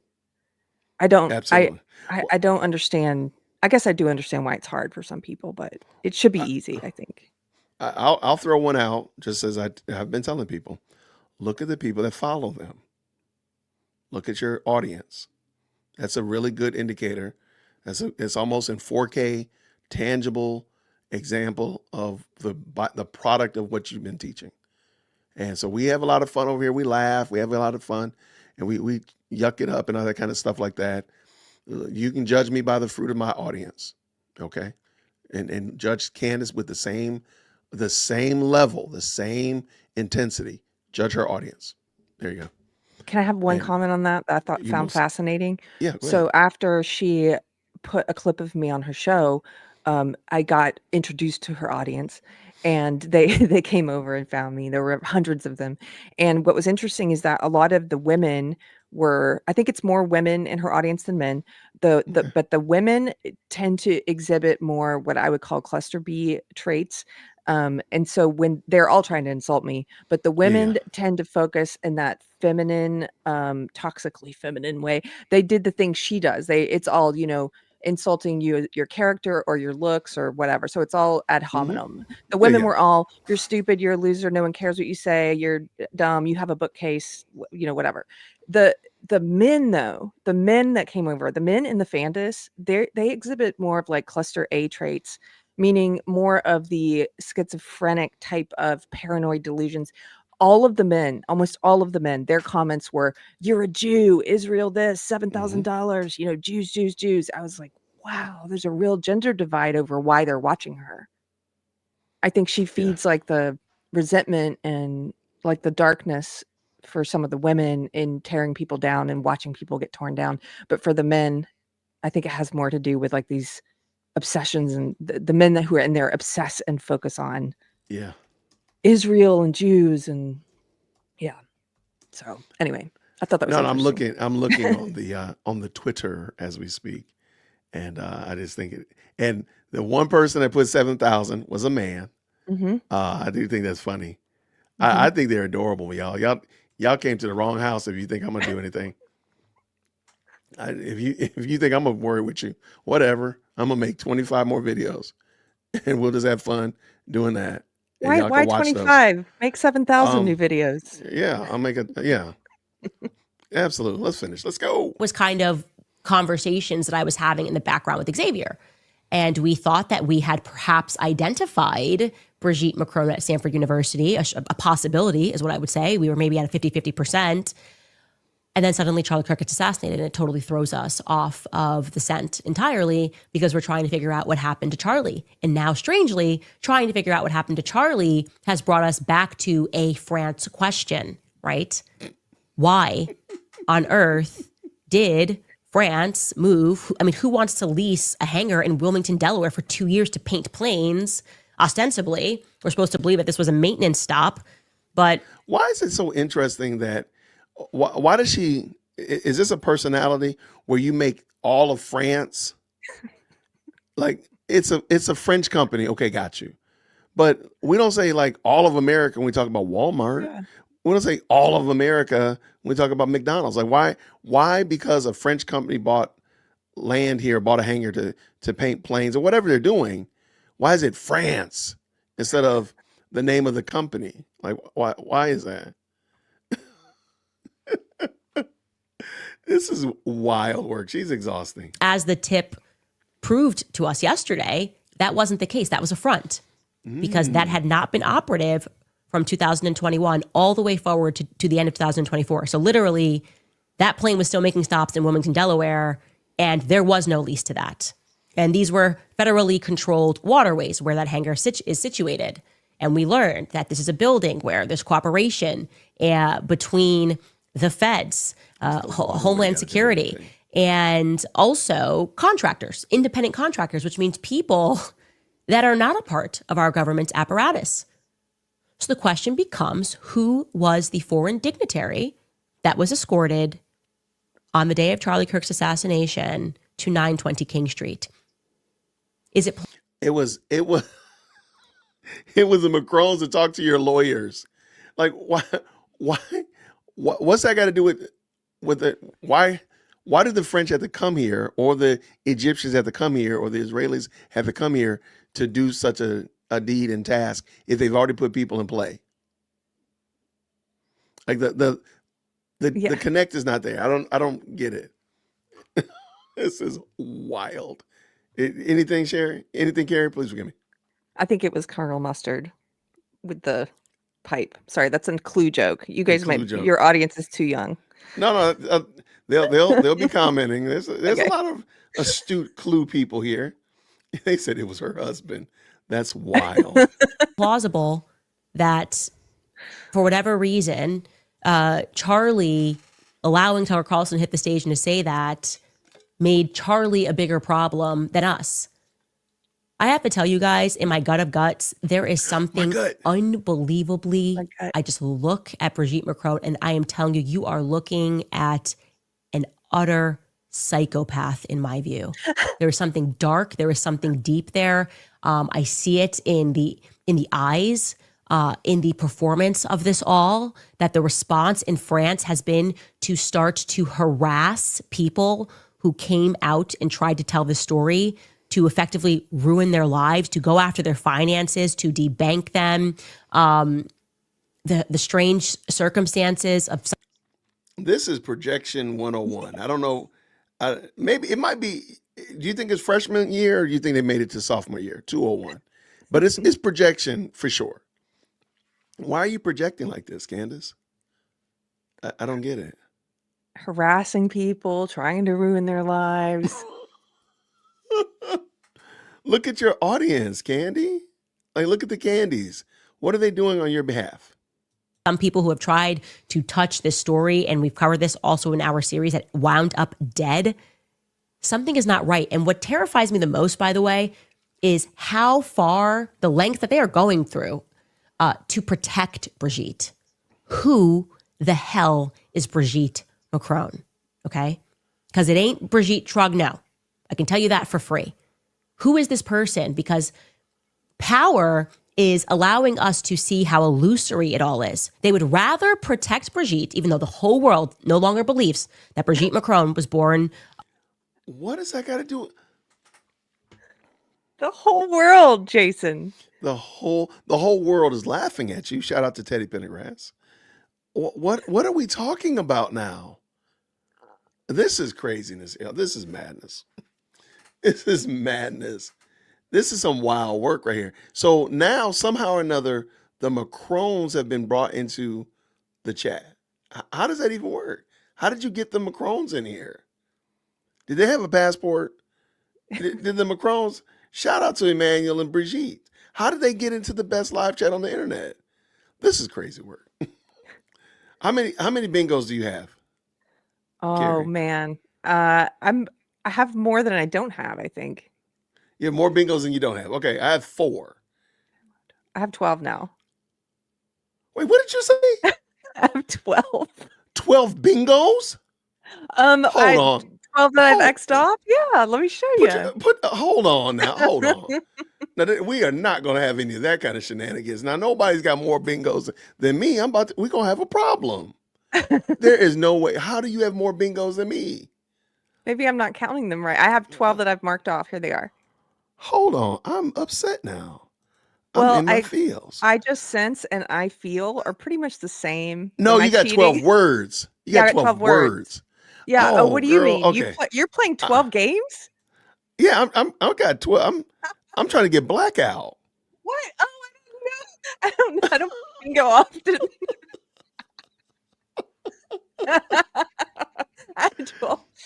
Well, Shout out to Phantom in the building. What did Phantom say right here? Yo, we are. This is so unserious. We are so unserious. Does she know that the USSS and DEA and FBI are all Fed, LE, and should work together? Law enforcement. Oh, and an independent contractor is a guy who is hired by the government. Phantom, thank you so much for the $5 super. I don't think I don't think that's crossed her mind. I don't think that's even entered the resources of her mind. I don't even think so. All right, Carrie, we gotta get you winning. okay, I have 0 bingos now that I understand. How do you have 0 bingos? What do you need? Put your screen back up here. Okay. We got to make sure. We got to do the right thing here, y'all. We got to do the right thing. We got to make sure Carrie. Look, we have guests over here, man. We got to make sure. Come on, y'all. FOIA. Did she say FOIA? I don't think so. I'm pretty sure I heard her say FOIA. Well, hold on. In my ear, she said FOIA. I heard it in my ear. Okay. And I have a hunch that she's going to say some more I got a words. in a second. bingo. There we You're go. welcome. Merry Christmas. Thank you. There you go. Happy Thanksgiving. All that stuff. Feliz Navidad. No. Oh, wait. Somebody said no, she didn't say Yeah, FOIA. I didn't hear it. But guess what? I still got I'm a going to bingo. put you in 0-second timeout, 34. You don't challenge me with that. I said that she did say FOIA. And because I said it, she said it. Trust me, bro. I bring receipts all the time. All right, let's keep this going. Gary, you're like traumatized. Like, what in the Female, world are these people right? doing? But they would rather risk the entire thing coming undone than to just say, okay, maybe we took it too far. Let's get Macron out of office and put somebody else in there that we can control. They are taking this way too far. Taking it The way too reality far. is that these countries that have so much power and these leaders that have been in place and these systems that have been in place,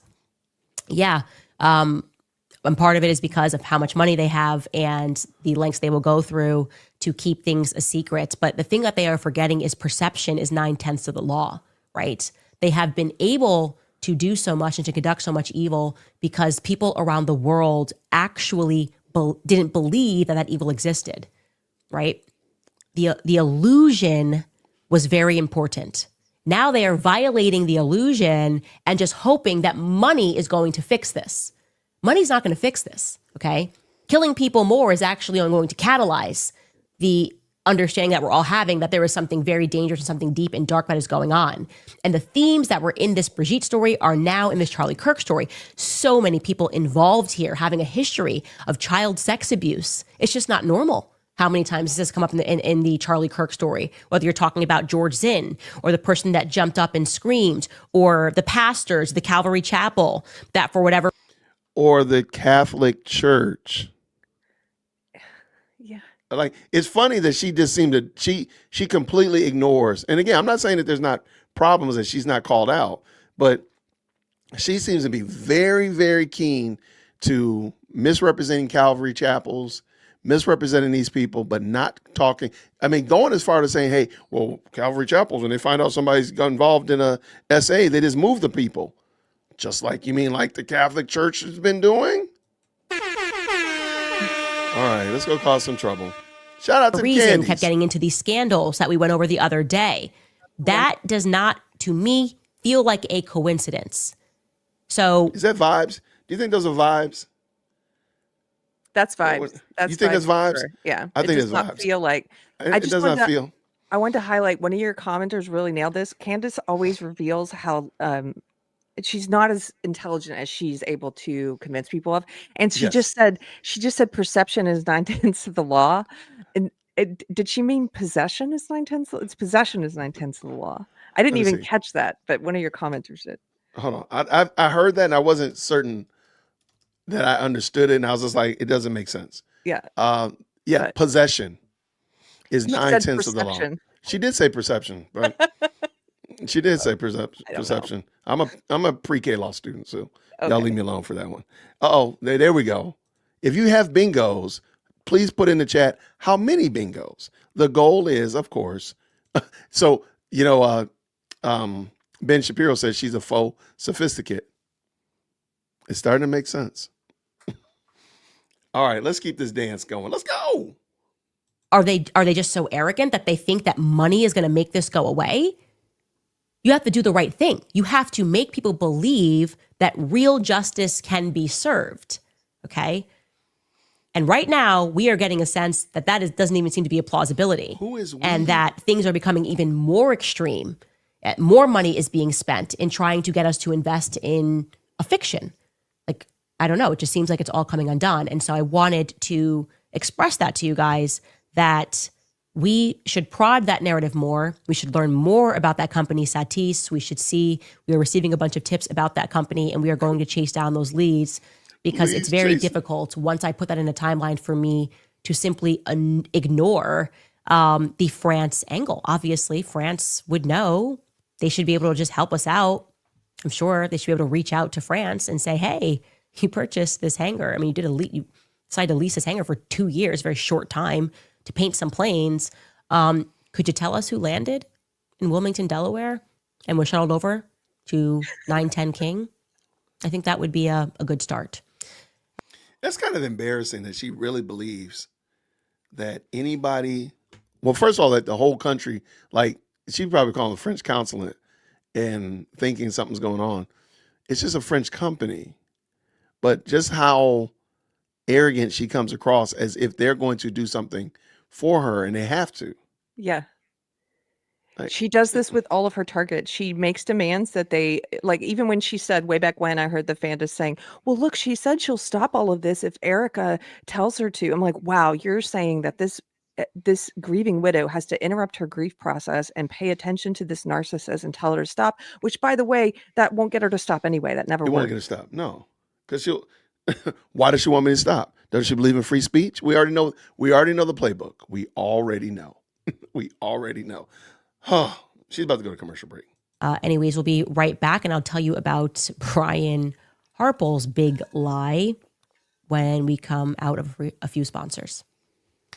I got to tell you guys, by the time we're done with this list of verifiable turning point lies, it's going to look like a CVS receipt. You know what I mean? It's just getting longer and longer, and these misrepresentations are, of course, lies. So Brian Harple obviously sat down with Sean Ryan, and he tried to explain how things went wrong and how it wasn't fair, and woe is them, millions of dollars that we received. But this is actually the fault of UVU police, right? It's actually the fault of this Chief Long. Now, I had a lead on this for a few weeks from within Turning Point USA. Many people in the chat, real quick, green hearts in the chat if you don't believe that she has a lead within Turning Point USA. Green hearts in the chat if you don't believe that she has a leads in Turning Point USA. Like, why would these people engage with her? I just don't understand.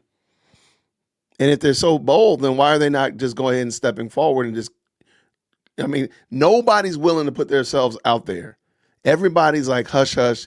I got to keep the conspiracy going. I got to keep instead of saying, you know what, let me just go ahead. Fine. If they fire me, they fire me. Let me side with Candace. Like, why are they not doing that? Nobody. Because I'm pretty sure if we counted, she's probably had 20 leads. And none of them is willing to come out and say, hey, yeah, let me put my name on here. Let me stake my life on it. Bada boom, bada bing. This is crazy work. Anything, Carrie? She's got spies everywhere. She got spies everywhere. obviously leaking within the organization, but I wanted something a bit more solid. Like they were telling me that they knew for certain that the security did some abnormal things that day. Personally, unless I am certain as it pertains to Turning Point USA, I try not to speak on it. But as it turns out, security people are getting fired or getting moved around at Turning Point, and people's families are getting threatened. And so people in the security apparatus are starting to speak. And now we are certain. So foremost, jog your memory of what he said, what Brian Harpole said to Sean Ryan. He describes a communication that, and he says it in a very odd way. I can tell you right now, the reason why he describes his communication with the chief of the UVU police in an odd way is because it's not his communication. He's actually presenting a text message between Dan Flood and Chief Long. Take a listen to how he says it. On Monday before, this correspondence went to Chief Long. Hello, Chief Long. We received this message today from the student group. There is a student roof access pretty close to where CK will be set up at the Utah Valley. The Sorensen Center has a couple of staircases that go up to walkways on the roofs. He comes back, and for edification, the Sorensen Center was the building in front of the Lucy Center. And so he comes back and he says, you want access to the roof. And came back and said, I was told students have access above us. If this is true, it would be nice to either have it controlled access or allow one of my guys to be there as well, if possible. He comes back and his last correspondence was, I got you covered.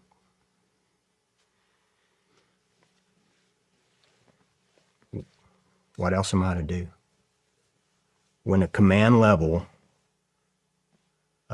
person from an accredited police department says, I've got this area. Jeez. Ooh, pick me. So I could nasty. confirm to you. I hate when she does that. She's so I want nasty. to, okay. Now, I did assume that he was having that conversation with the police chief. Now, if it was the Turning Point USA security, guy who's actually over and directing him, that actually makes it worse. If I'm understanding it correctly. But I want to go back. I'm going to hear what she says, because I got a feeling she's going to because he doesn't say that he had this conversation with them. He says the correspondence goes out. Yeah. He doesn't say, I talked to Chief, unless I missed something. But let's see what Candace says, because I'm sure it's going to be interesting. Guys, that's something else that they could have done, would have been to at least walk around UVU when they arrived. They didn't. Never did a walkthrough.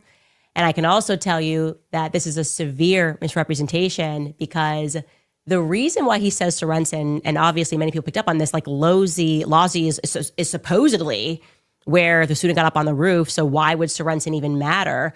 Well, apparently, and again, I confirmed this with security inside of Turning Point. There somehow happened. She could have subpoenaed or asked for the police chief's information. So she's going with leaks and these alleged persons, which again, she's not showing you any evidence to this. She's just telling you. So there's why do I need to trust that she's telling the truth? This is the part of her I just have to, I know we're having fun tonight, but Yeah. this is the part of her that I just find absolutely repulsive. Why are you smiling?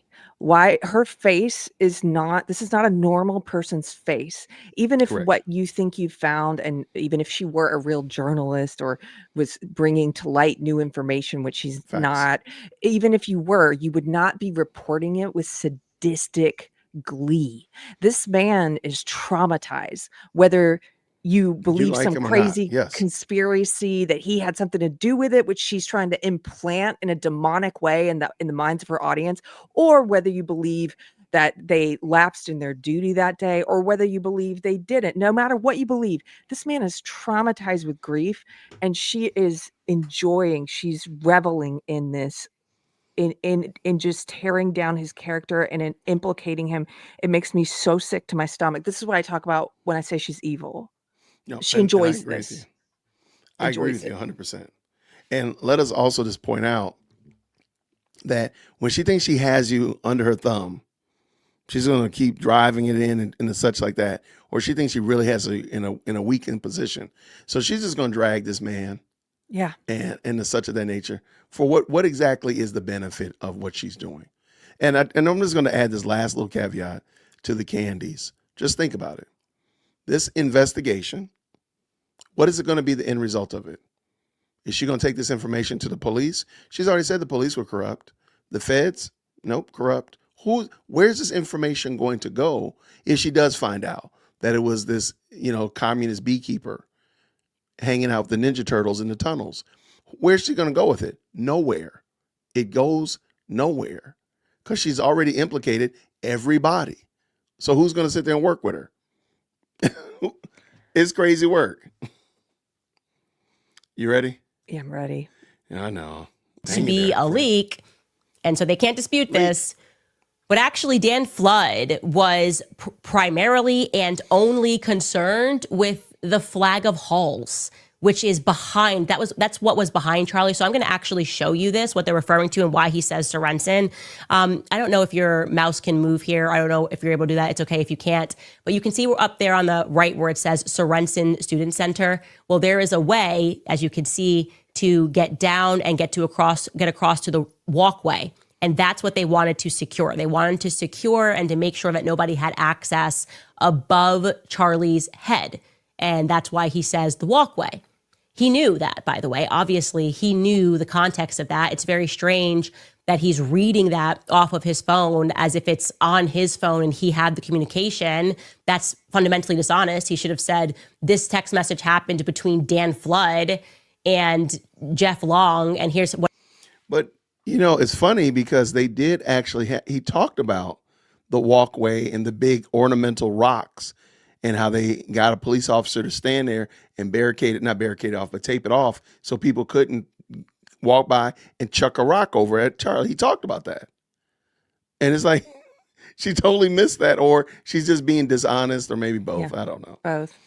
Yeah, because this is the same woman that didn't happen to mention to you that her attorneys are in the same building with the FBI. Oh, okay. All right. Carry on. What it was pertaining to, or he should have showed more, but he couldn't show more. And, Sean Ryan got played. He did. And he should be upset that he got played because they're basically using him to just propagandize the situation and pretend that they're somehow the victims. Isn't that funny how she does that? How she tries to separate people like, oh man, Carrie, you got played. You were a victim. Like he came over there and lied on you. Yeah. And then of course, if you don't respond in kind, then Carrie's, in compliance with lying Jason or whatever. Cluster B all the way down. That's my opinion. No, I'm right there with you, man. I'm right there with you. Shout out to Phantom. Again, everything the guy said was true. Personal security is responsible for the bubble around the package. Nothing else. The UVPD must secure the campus. I don't think it, and he explained that pretty well in the video. The problem is she had to find something to discredit that video because a lot of people watched it and a lot of people agreed with Brian Harpole and thought Sean Ryan did a good job.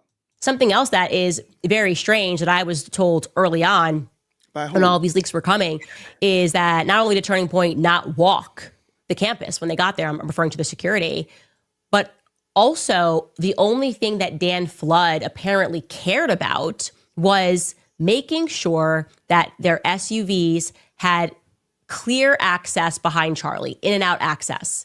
So they were not concerned about any other rooftops. They were not concerned about walking to make sure that they had access to other rooftops, obviously, or to make sure that they could see what points it was that the people could just walk onto the courtyard. They weren't concerned with any of that. Why not? Why at some point do you not just say, hold on, I need you to be willing to come on camera before I use your quote unquote leak? Because we're like, okay, where did you get this from? Because you're just saying it. Why do I need to believe what you're saying?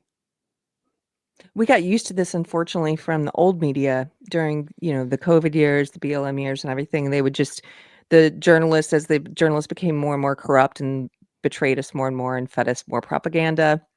And they would just start using unnamed sources all the time. It became much more common to do that. But this is not any kind of journalistic standard, just to completely over and over again rely on unnamed leaks and sources. Trust me, bro.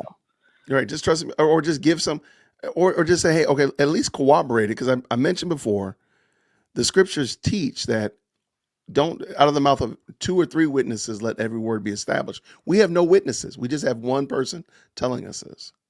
And that witness can be a video. That witness can be an email. That witness can be a corroboratable text message, whatever. But you're just saying it, Candace, doesn't mean anything.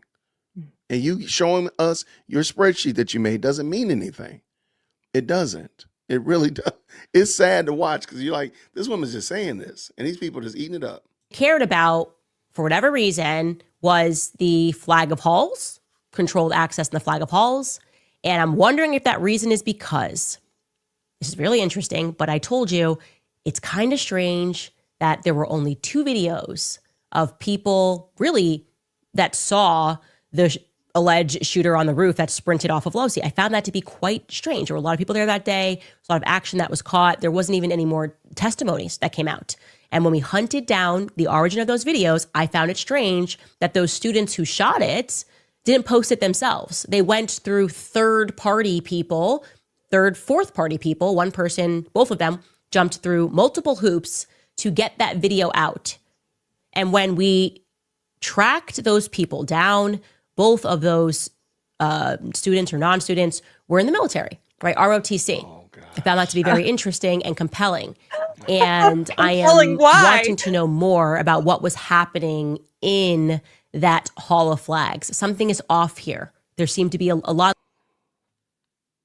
I have to confess, Jason, my dad was an Army Ranger, and I've got military Oh, no. connections. My Oh. grandfathers both served, and that's Carrie, very interesting. I find it to be very strange that you invited Carrie. me here today. we gotta let you go.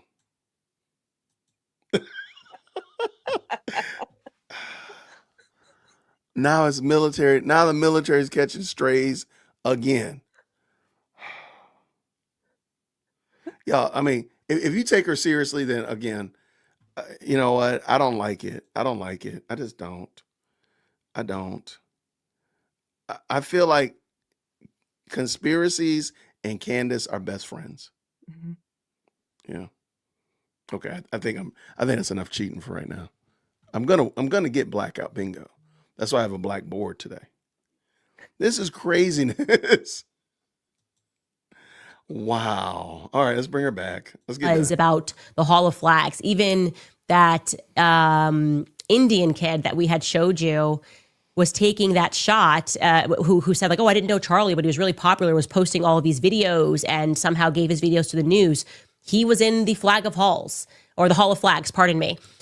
I think more needs to be known about what was going down in the Hall of Flags, and I intend to find out what that was. Of But course you do. turning points. And you're not going to let the lack of information impede you from finding that out because you're going to make up something. Yeah. There's always got to be something. You notice every episode to her Candace, it's always, there's something. I need everyone to go and investigate the Hall of Flags now. You know, like whatever it is. I need everyone to go and investigate this Delaware office. Right. Or track down the license plate numbers of those rental cars. Yes. And then to mock it as if that is not problematic. I'm like, how is she not getting sued for this? Because her attorneys are in the building with the FBI. There you go. That's it.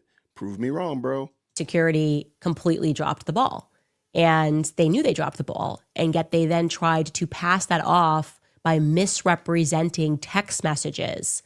Why is he protecting Dan Flood? Why isn't Dan Flood speaking? Has Dan Flood been fired from Turning Point USA? Was this actually just a propagandist mission to sit down with Sean Ryan and to lie and misrepresent? Everybody's instincts were correct about that interview. We are still being told lies by Turning Point.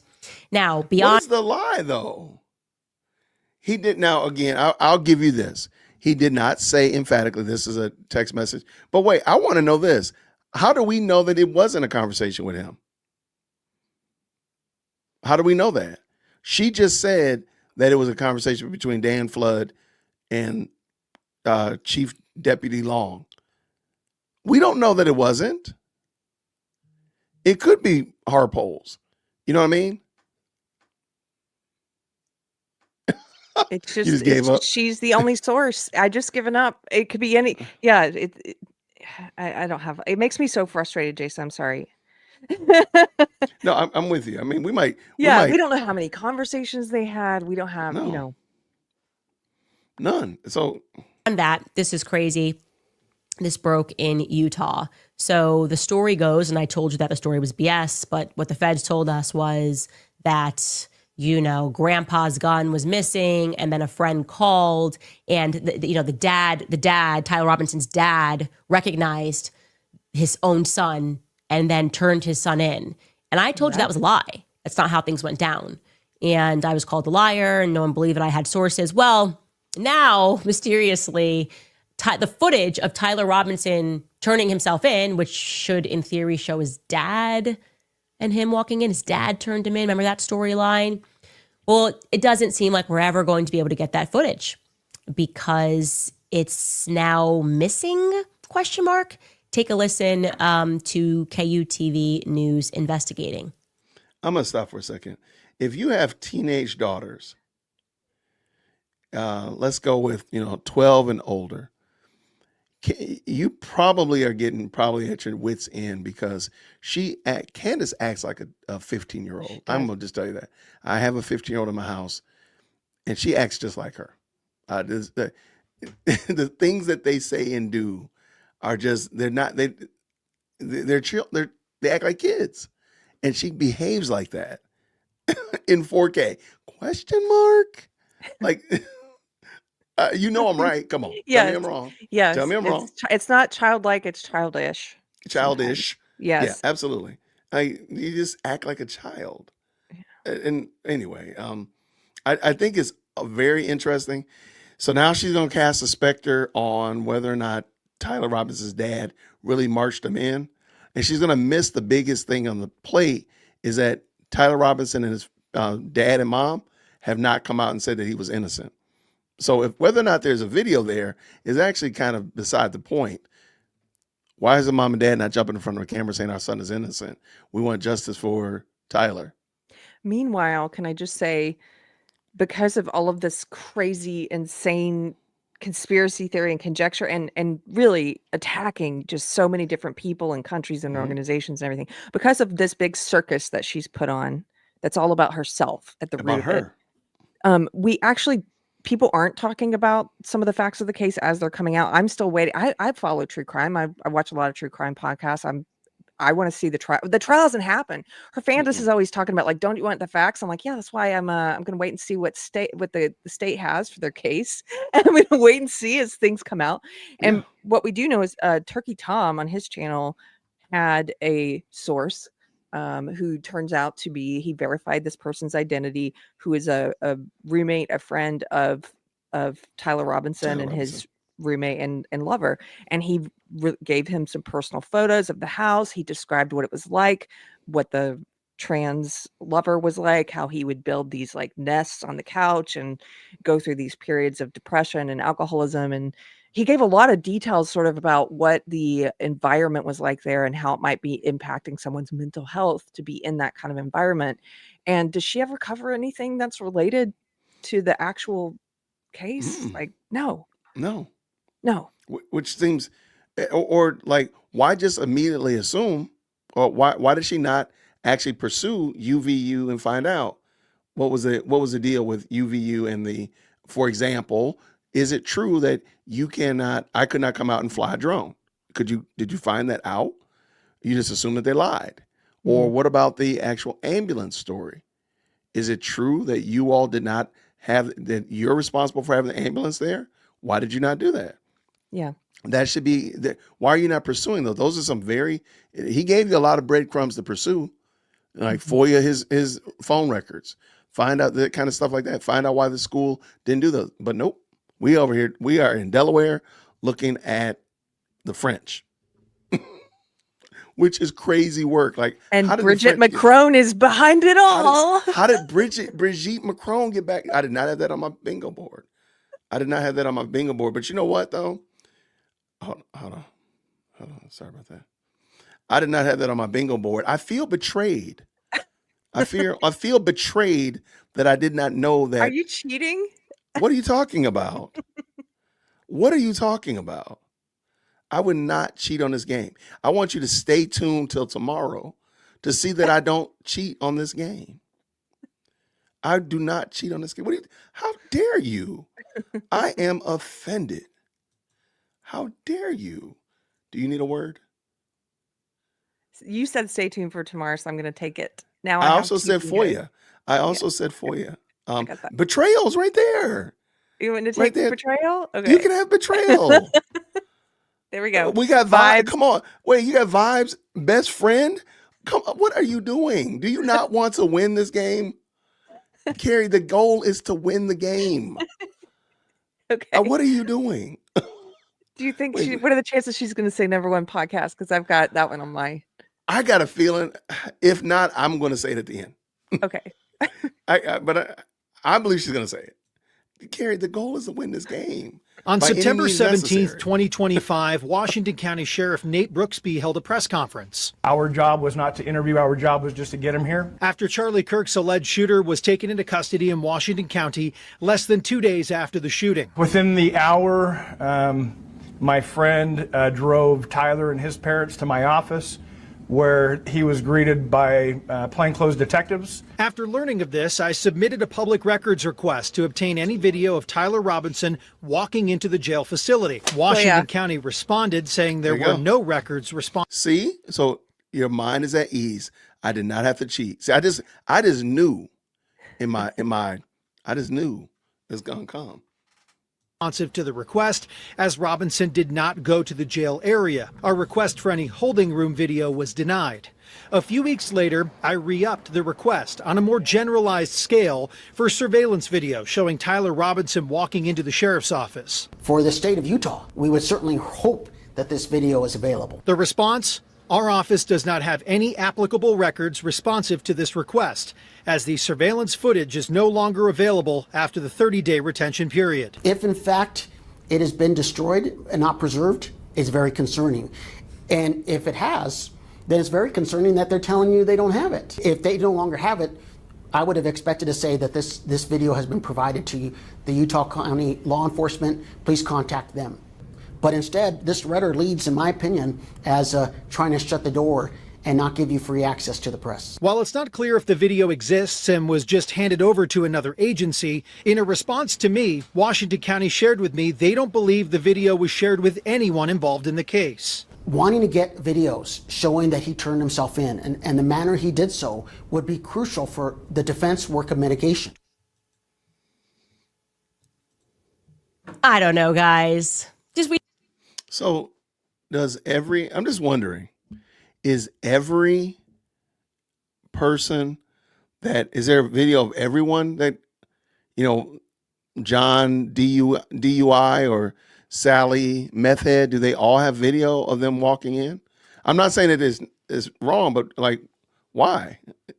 Like, why would you retain it? You're saying the footage outside of a police station? Why would you retain outside of a police station? Is there other, better question. Let me say it another way. Is it uncommon that there's not a video? I would think they don't retain it in most cases. Otherwise, you have footage going back for how long? Of every single minute outside of the police station. I mean, we just got new cameras I live in a small town and I go to the city hall meetings. We just got new cameras. I don't think they retain it for longer than 30 days. Is that if they don't first of all, we don't even know that they don't have it. Right. So That's all of point, this is speculation anyway, which is classic Candace. But even if they don't, to me, that's sort of like, well, that's unfortunate. And I wish you would had that so people wouldn't be thinking there's something crazy. Why are you doubting this? Why are you doubting that his parents turned him in though? That's bizarre to me. Right. So I'm sick of this.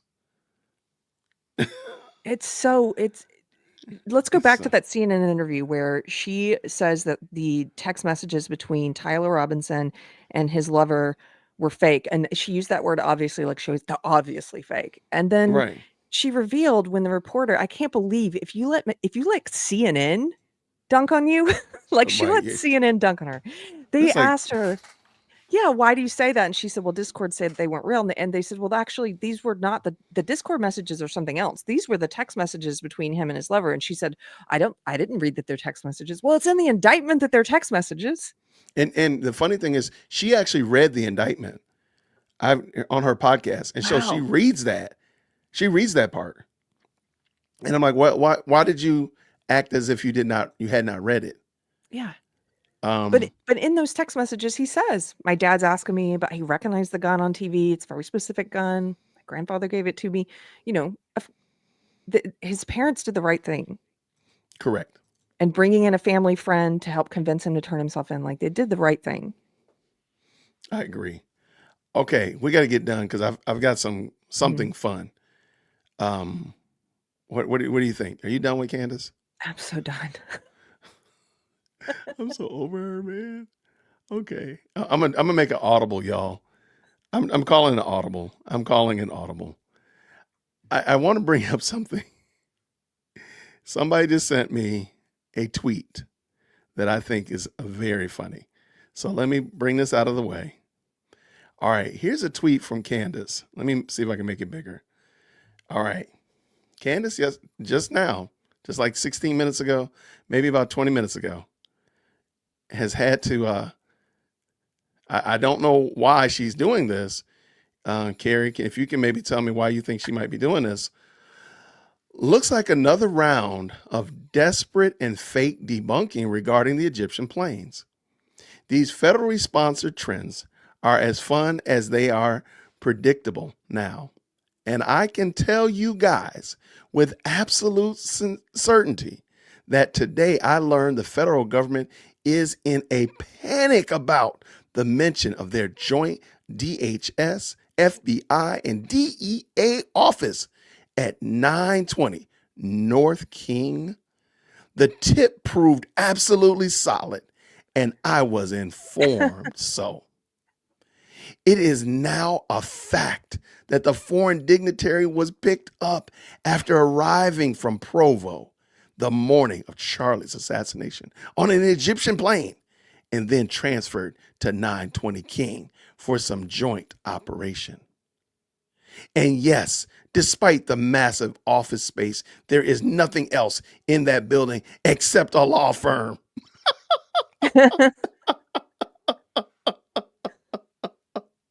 And a place to eat. Why did she have to say that? Why did she say that? Maybe she's eating at that place. Come on. Y'all, why did she have to say that there's a law firm in the building? Is there a law firm in the building? Why did she say that? Oh my gosh. Wait. The law firm piece is an interesting side fact related to the portions of the email that I chose not to read on air. Oh, well, I won't share yet. I'm taking that on my bingo card. Oh, you can have it. You can have it. Why is she doing this? Shout out to Candace. Why did you do that, Candace? Oh, I got blackout now, by the way. Oh, stay tuned. Yeah. I'm taking that. Stay tuned. You have it. Yeah, I have it. Say Okay. less. All I have Why is did she do number one that? left and docs. She docked somebody, I'm sure. Whatever. She docked somebody. Why did she do this, I wonder, y'all? That is so interesting that she would do that. So, like, why? Why would she address that? That is weird to me. I don't know what to say. I think this is adorable that she still doesn't mention that it's her law firm. Why don't you mention it's the law firm that you are tied to, ma'am? It's not just the law firm piece. It's the fact that it's your law firm. I mean, am I wrong? Like, why didn't you mention that? Oh my gosh. Shout out to Candace. Oh my word. This is hilarious. All right. Are you okay? Carrie, have I traumatized you? I made it. Y'all, I'm gonna tell y'all right now. We're done with Candace. I know y'all are like, look, what the heck? We're done. I'm not gonna ruin my guest like this. She'll never want to come back. She won't want to come back. So what we're gonna do, we're gonna finish with John from What Do You Mean? And I just want you to hear. Oh wait, did I download it? I didn't download it. Okay, let me just pull it in here. I just I want looked you. this up. Go ahead. Yeah. You're 100% right. I had not seen this before we started. And I didn't trust you, bro. I just looked it up. That is her lawyer's office. Did y'all think I was making that up? No, I just wanted to verify it with my own eyes, Jason. I beg people on the stream, like, please check my homework. Please. Yes. I have a friend of mine that works in the military. He's retired. Please forgive me. He's a friend of mine that retired from the military. And I said, please check my homework. Please. He's the one that did the Google the Google Street View that shows outside the building the address of her law firm. If you see on Twitter, that's him. So I'm looking at the lawsuit between the Macrones and Candace, and it's right there. The defendants. This is the counsel for the defendants. It's her lawyers. Mm-hmm. Okay. I just want to know why the Candies. I'm not trying to say like I'm somebody special, but come on, Candies, come on. Make this one more difficult. All right. Shout out to John over at What Do You Meme podcast. I want to bring him in because he did an excellent job.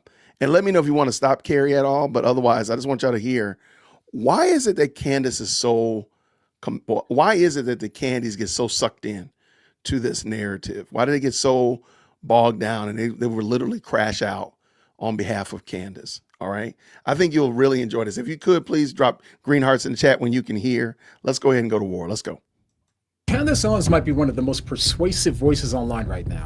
What she's really doing, whether she knows it or not, is one of the most effective persuasion formulas on the internet. Her videos on Charlie Kirk's assassination have averaged millions of views, and Candace is incredibly good at one thing: making people feel certain without ever proving anything. So I sat through all 36 hours of her investigation so far, every clip, every theory, just to see what's really going on. And what I found were 5 tactics that make Candace Owens not just convincing, but dangerously persuasive. And once you see them, you won't be able to unsee them. Now, obviously, a lot of people feel deceived and gaslit by institutions, and in many cases, rightly so. But that's not the only thing going on here. If you've ever watched one of our episodes, you'll notice it immediately. The odd footage, the timestamps, things that don't line up, the screenshots that don't make sense, and the random people who suddenly seem suspicious. But she doesn't just give you 1 or 2 of these. Every episode, she throws out more than you can count. Nearly 15 in this video alone, sometimes over 20. In fact, I say that this is virtually the entirety of her episodes. She gathers anything that could look suspicious, even if it could be random or unrelated. On 9/4, Akash Patel as far as November and December. Then we have Frank Turek on October 7th. Well, Megyn Kelly. And with so many anomalies being introduced every episode, at least a couple of them will strike you as strange. And given the sheer volume of her claims, your ability to think carefully about any of them gets drawn out by the sheer number of them. By the time you start to think critically about one date, or rumor, or insinuation, she's already moved on to the next. So eventually what happens is you stop paying attention to the quality of the evidence, and you're overwhelmed by the quantity, leaving you to conclude that there's just simply too many strange things occurring for there not to be something more going on. This can be thought of as an anomaly overload. It's what happens when a flood of speculation starts to feel like evidence, and when the gaps in our knowledge become proof that something sinister is happening. What's going on here? What are Egyptian military subcontractors doing in the middle of Provo, Utah on the day that Charlie Kirk was assassinated? And even though she hasn't proven anything yet, within 1 episode, you've already moved on from curious to convinced. And all she had to do was to keep asking questions. The crime that you were not allowed to commit. Just asking questions. Okay, but her asking questions is exactly what's in question. If you listen closely to her podcast, often she is just asking questions, but in a way where people hear much more than just a question. Yes. Sometimes she makes the implications clear, as she did when implying that Donald Trump was involved in Charlie Kirk's assassination. I think it is a circumstance where we just know. We just know that he was truly betrayed in one of the most egregious ways that I think I've ever seen. It has made me lose faith in politics. It's made me fully lose faith in Trump. And my heart aches for the fact that he gave so much of his life to Trump and to politics. And they just were like, nope, that is it. And he serves us or doesn't serve us, and we want to move on. And so here's a holiday. Bro, what is with them giving people a holiday after they kill them? As soon as they give you a boulevard and a holiday, they definitely killed you. There's no question. They killed you. But most of the time, she stays just short of an accusation. Her questions are often laced with heavy inflammatory suspicion, framed as innocent curiosity, while implying someone's guilt or their hidden motives. So what was the blue plane doing sitting on the tarmac? That's what makes her question so powerful, because it gives her plausible deniability. If her theory collapses, she was just asking questions. But if it turns out to be true, then of course she was right all along. And that has a powerful effect on her audience. It's the way that she frames the questions that makes her audience hear them as evidence for a conspiracy. So she doesn't need to directly accuse anyone, because she sets it up so that way her audience fills in the blanks for her. But questions aren't evidence of anything sinister happening. When it comes to actual evidence, is how she controls the evidence that's one of the most important tactics that she uses. But before we get into that, we have to take a second to thank the sponsor of today's video, Aura. Now, if you've ever wondered how scammers get your phone number or why your inbox is always flooded with spam, well, this is why. There's these companies called data brokers that sell your data, and they do it without your consent, and they make billions of dollars selling your information to marketers, scammers, or even stalkers. And while they're legally required to remove your information if you ask,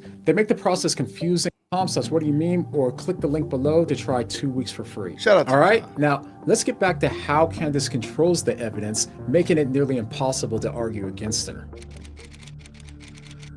Take a look at this tweet from Blair White saying that almost no one has proved Tucker or her wrong. And the reason people can say this with so much confidence is because of the way that Candace handles evidence. I have it now on a very well-placed authoritative source. To start, when it comes to a lot of her claims, we simply aren't able to verify if they're true or not. She often cites unnamed sources, and we have no way of knowing who they are, how reliable they are, or what they actually said. We just have to take her word for it. So when people say to prove her wrong, well, most of the time you can't, because she hasn't provided any evidence that she's right. Now, I'm not saying she's doing this, but in theory, she could just be making it all up. This is why the burden of proof always falls on the person that's making the claim rather than the person questioning it. Okay, but here's where things get even more challenging. Even when we do... I'm gonna have to go back on that one. I'm sorry. Carrie, I gotta back that up. I know I don't want to stop, but... Yeah, back it up. Yeah, because this is what we're saying. Like, the burden of proof has always been on Candace. It has never been on you or me or anyone else that's disagreeing. Maybe we're like, hey, we don't know enough. We haven't seen enough. You want me to just trust you, bro.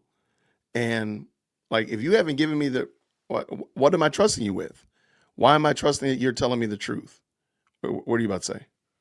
Oh, she's done this since the very beginning. She's done this back when she was she created, she was a leftist and created a website to dox conservatives. And one of the people who was targeted on that site was someone she personally didn't like, Tree of Logic, and Tree of Logic had death threats against her. She was a former police officer.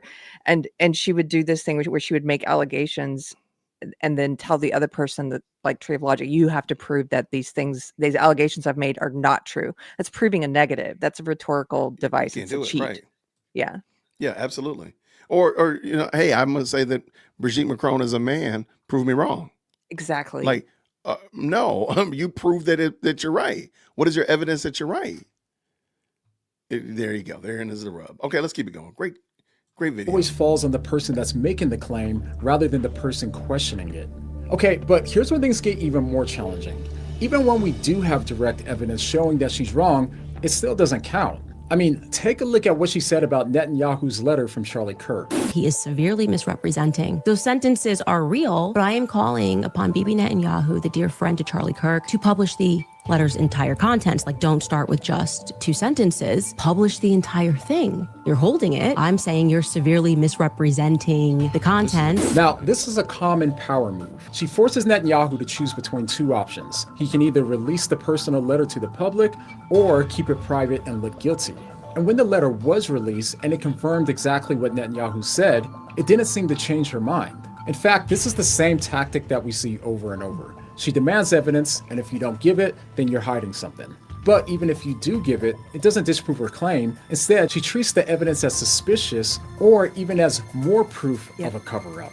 So either way, she wins. And that makes it almost impossible for our audience to recognize when she's been proven wrong. Yes. In addition, remember when she said this about Bill Ackman blackmailing Charlie? You're not going to gaslight us and tell us to shut up or call us anti-Semitic for pointing out the fact that Charlie was having a change of heart about the tactics that Israel was using in America and that he felt when he had left that meeting that he had effectively been blackmailed. But just 3 days later, when Bill Ackman denied it, she said, "Okay, buddy, I never said you blackmailed Charlie. I asked you if this moment happened." So notice how she shifted the claim and then frames him as the liar. And that's what we really see going on here, because the way that she gets you hooked is not in the evidence she presents, but in how she frames the evidence. See, at core, humans are emotional beings and we respond strongest to emotional arguments. And on social media, nothing spreads faster than moral outrage. It gives us a sense of righteous anger, the feeling that we're on the side of good and standing against evil. And this is something that Candace has nearly mastered, because in every episode, she leans into moral outrage, not just about what happened, but about why more people aren't as angry as she is. And she regularly questions anyone that isn't digging into the case the way that she is. We all feel that something is spiritually wrong, and yet these people are trying to tell you if there's nothing to see here. Okay, but if you pay close attention, you notice that she isn't just assuming the very thing that she hasn't proven, that Tyler Robinson wasn't the shooter. She's also treating disagreement with her as a moral test. In her framing, if you disagree with her, you're not just wrong, you're morally wrong. Or worse, morally compromised. People are afraid to disagree with her, not only because they're worried about being attacked by her and her fans, but they'll also be painted as immoral, naive, or corrupt. So whether she intends it or not, she creates a powerful good versus evil dynamic. And that's why any disagreement that me or others have with her instantly turns into accusations that we're somehow being paid $7,000 by Israel. In their minds, the only reason that you disagree with them is because you're part of the conspiracy. You notice that she doesn't just argue a case, she creates a cause, and the result is what we see today. A fierce and growing community which keeps her audience loyal even when she has nothing more to go on than a gut feeling. I don't know, but I know. And this is when we get into another powerful tactic: spiritual attacks. Lately, she's moved a lot of her attention over to the Christians who don't agree with her. And one thing that she really doesn't like is when Christians use scripture to point out what's wrong with what she's doing, as she made clear in her response to Frank Turek. Then we have Frank Turek, who engages in this same sort of act of psychological manipulation, in my viewpoint. And he defends Mikey McCoy. I think this is on his own show. Here's what he had to say. There's a difference between a possibility and evidence for a possibility. You can speculate on anything you want, but unless you have evidence, shut up, okay? Because all you're doing is causing dissension among the brothers, which is something the Lord hates. So the clip goes on, but she not only labels his correction as psychological manipulation, she escalates it by calling his argument a form of spiritual deception. The other thing he's doing, of course, is the biblical manipulation, which seems to me to be that there has been a military infiltration into the churches. I think we've covered that enough this year. I've termed that Operation Mocking Pastor, where they just try to find some scripture and justify it. And he's a pastor, he's earned trust, so he's saying she's judging people. The Lord says this. The Lord says she shouldn't look into the trial. The Lord says she shouldn't ask questions. The Lord thinks that people should just shut up, right?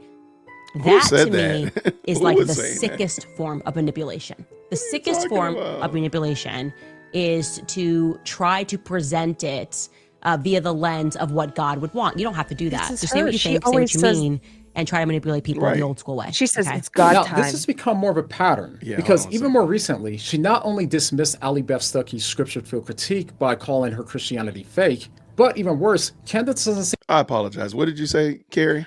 Well, what he's saying is, again, it's projection. This is what she does. She called Ali Beth the fake Christian. She also is the one who's always saying, it's God time. This was a God thing. I had a vision. Charlie came to me in a dream, like a prophecy. So she's doing all these things that she's accusing Frank Turek of doing. That's crazy work. I agree with you. All right, let's get finished. We're almost done. The mind appealing to God in the Bible when it suits her case. There's no justification. There definitively cannot be any godly justification for what they have done and what they have always done in Gaza. Once you recognize the people defending that, beyond this, you will start to look at them as possessed by some sort of a demon. And typically that demon is just money. Okay, they just want the money. And the Bible is explicit about that, right? You can't have both. And like I said, God's chosen people do not endorse that. In fact, only Satan chosen people could. So she does seem comfortable using religious language in scripture as a way to give her claims spiritual weight, while discrediting Christians who do the same when they reach different conclusions. And here's where it gets even more concerning. Listen to how she uses spiritual language here. I am begging you all, those of you who go to these mega churches, those of you who are evangelical, who follow these evangelical influencers, you are probably noticing about now that they are mum on the topic of Charlie Kirk. They want to move on. They want to let it be known that it's just a trans shooter. Not one of them is standing up and going, no. I spiritually feel that something is wrong. We all feel that something is spiritually wrong. And yet these people are trying to tell you that there's nothing to see here. That needs to be your wake-up call. So first, she treats her instincts as spiritual signals from God. And second, anyone who doesn't share those instincts is framed as spiritually blind or spiritually compromised. They are asking you to set aside your instinct, your gut instinct, your God instinct. You recognize something is wrong. However, this is ironic given the thousands of comments that people have left on my videos saying that they did trust their spiritual instincts and it led them away from Candace. Right. They felt like something was off in their spirit, and not with the people that she critiques, but in the way that she's been approaching things lately. And by the way, if you felt that too, if you believe that something in your spirit is being unsettled by what she's been doing, go ahead and write it down below in the comments. And not to attack her, but just to see how many Christians have been sensing the same thing.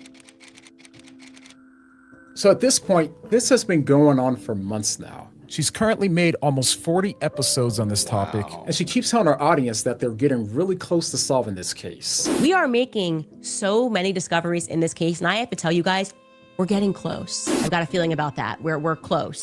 We are now, I believe, extremely close to solving this thing. And their panic is making me think that we're getting closer to something and that something is pretty big. And I just sense that we're getting close. I sense that we are getting very close. We're getting low. Very close, I think, to what actually happened on that day. But at the time of recording, none of her episodes have gotten us any closer to a single verifiable theory. And at the end of the day, Candace isn't the first person to confuse her moral instincts with truth, and she won't be the last either. The louder the world gets, the more that people will mistake confidence for credibility and emotion for revelation. But scripture calls us to test every spirit, and we should ask questions, especially of the voices that might feel righteous. And that includes my words just as much as hers or anyone else's. You can ask yourself, where am I letting emotion or outrage replace evidence and truth in my life? Because if we don't learn to recognize those tactics in the voices that we admire, then we'll never be able to recognize them in ourselves. And the moment that we stop testing what we hear is the moment that we stop noticing when we're being led somewhere that isn't grounded in the truth. All right, thank you guys so much for watching until the end. And if you want to support us in reaching more people with clarity and gospel hope, then you can do so at the link down below. Your monthly support means more than you know. All right, thanks for watching. See you guys next time. Shout out to John from What Do You Meme podcast. That was excellent. That was. And I did drop his link. Let me double check. Make sure I dropped it in the chat again. Yes. Is that right? Yes. All right. So definitely go check them out. Make sure you comment and let them know what you thought about that particular video. I think that's the link to his whole channel, not that particular video. Carrie, we made it, I think. We survived, made it. Kinda. Did you get blackout bingo? Oh, yeah, I got blackout bingo. Multiple fold. Let me see. I think I closed it out. No, I got it still right here. Yeah, we Right look, on. We got it. We got the blackout bingo. That's why I had a black board today, too. Did you get it? We got you? All I was missing was #1 podcast. Man, nobody ever said that. Oh, you know what? I'll probably cut it off. You know what, though? I'm going to take it. You can have it. You can have There we it. go. Blackout. There we go. There we go. What are we doing? Why are we limiting ourselves? Free yourself. Carrie, let me get these supers and then let's get out of here. Let's roll this thing on up out of here. Let's see. Thank you so much, Captain Jack. Says, as the university chief refused to return his calls and didn't ask city PD for assistance, which means there is beef between those two agencies. Why is Candace not pursuing that? That's the question. That's the question we need to ask. Thank you for the $5. Super. Let's keep it going. M. Saunders says this, OMG, she just makes it all about her. And now it's a global military. She's been doing this for 2 months. I'm like, why is it that a global military, a global conglomerate, multinational conglomerate is allowing you to keep talking? Maybe because your lawyers are in that building. Shout out to Willie Doc, my brother, my Morehouse brother. Great combo, Jay Witt and Carrie. Thanks for the fun stream. Thank you for the $5 super. See, Carrie, people, look, we enjoy having you. It was fun. Thanks for having me. No problem. Love listening to you two and your comments and this crazy conspiracy theory that now covers the whole world after a long day while driving. Thanks. Lily A77, thank you for the $5 super. And it's our pleasure. We have fun doing this. We really do. Shout out to Captain Jax again with the 5. I have never had a video show during any trial, much less a murder trial, shown during a jury trial. Captain Jax is served as in law enforcement. Okay, she's talking about the video of Tyler Robinson when they come into the police station. Yeah. Right? Okay, fine. All right. There's no video of it. Well, what does that mean? Is he not in jail now? Did they go? What do you want me to do? Did they run out and snag him with the Ninja Turtles? What happened? Like, tell me what you think happened otherwise, because he's in jail now. Tell me. Or maybe you think he's not in jail. Maybe he's not. What do you think? So Phantom with the 2 says this: feds do not want a field office to be exposed. I hope I hope they do something about that. I agree with you. I thought that was really bad yesterday. I'm like, how are you out there just reading out addresses like that? That's kind of crazy work. Thank you so much, Hugh with the 5. Look up interrogation tactics. Illegal if practical, maliciously applies if public citizen is doing interrogation, asking questions, interrogations. Okay, I'm not 100% certain. I'll look up interrogation tactics. I'm like, you know what I'm going to do? I'm going to stay out of interrogations altogether. That's how I support the criminal justice system, by staying out of the criminal justice system. Carrie, thank you so much for hanging out with us tonight. Thank you so much for having me. You guys were fun. I saw a couple of people I know in the chat. That was fun. And yeah, and you should come on Deprogram sometime. Oh yeah, absolutely. We'll make it happen. We'll talk afterwards and coordinate something and see what we can do. Because I would love to come by and check out what you're doing. I want to say thank you so much to the best live chat on the internet. Thank you so much to the mods. I'm gonna drop you back, Carrie, but if you hold tight, we'll catch up. All right. Thank you so much, Carrie. Thank Carrie for coming through. Why don't we do this real quick as we get ready? Let's go ahead and just flood the chat with Carrie, because she did a great job, man. She put up with a lot tonight. So let's flood the chat with Carrie. I want to say thank you so much to everybody who tapped in. I appreciate y'all. Shout out to the Candies. Shout out to everybody who's watching me that doesn't like me. I appreciate you for sure. It's all good. It's all good. Hopefully you at least heard my position, where I stand with this and where I ultimately want Candace to be, which is to make good Christian content that edifies Christ and makes much of him. So, whatever. Let me know what y'all think about it. Thank you so much to the moderators for keeping everything moving in the right direction. I appreciate y'all. Thank you to everybody with the supers. I really appreciate y'all supporting the channel and what we're doing over here. And of course, the best live chat on the internet. Thank y'all so much for rocking with us. Let's go ahead and jump over into the most electrifying comment section, and we'll chat over there real soon. Everybody have a fantastic night. I'll see you real soon. Grace and peace. Thank you so much for tuning in to another episode of the Jay Witt Podcast. If you enjoyed today's show, please do me a favor and hit me up with that 3-piece special. Like the video, subscribe, and of course, share it with somebody who would also enjoy this type of content. And make sure you leave a comment, because I do pin the best comments to the top. So thank you so much for tuning in today. And until next time, everybody, grace and peace.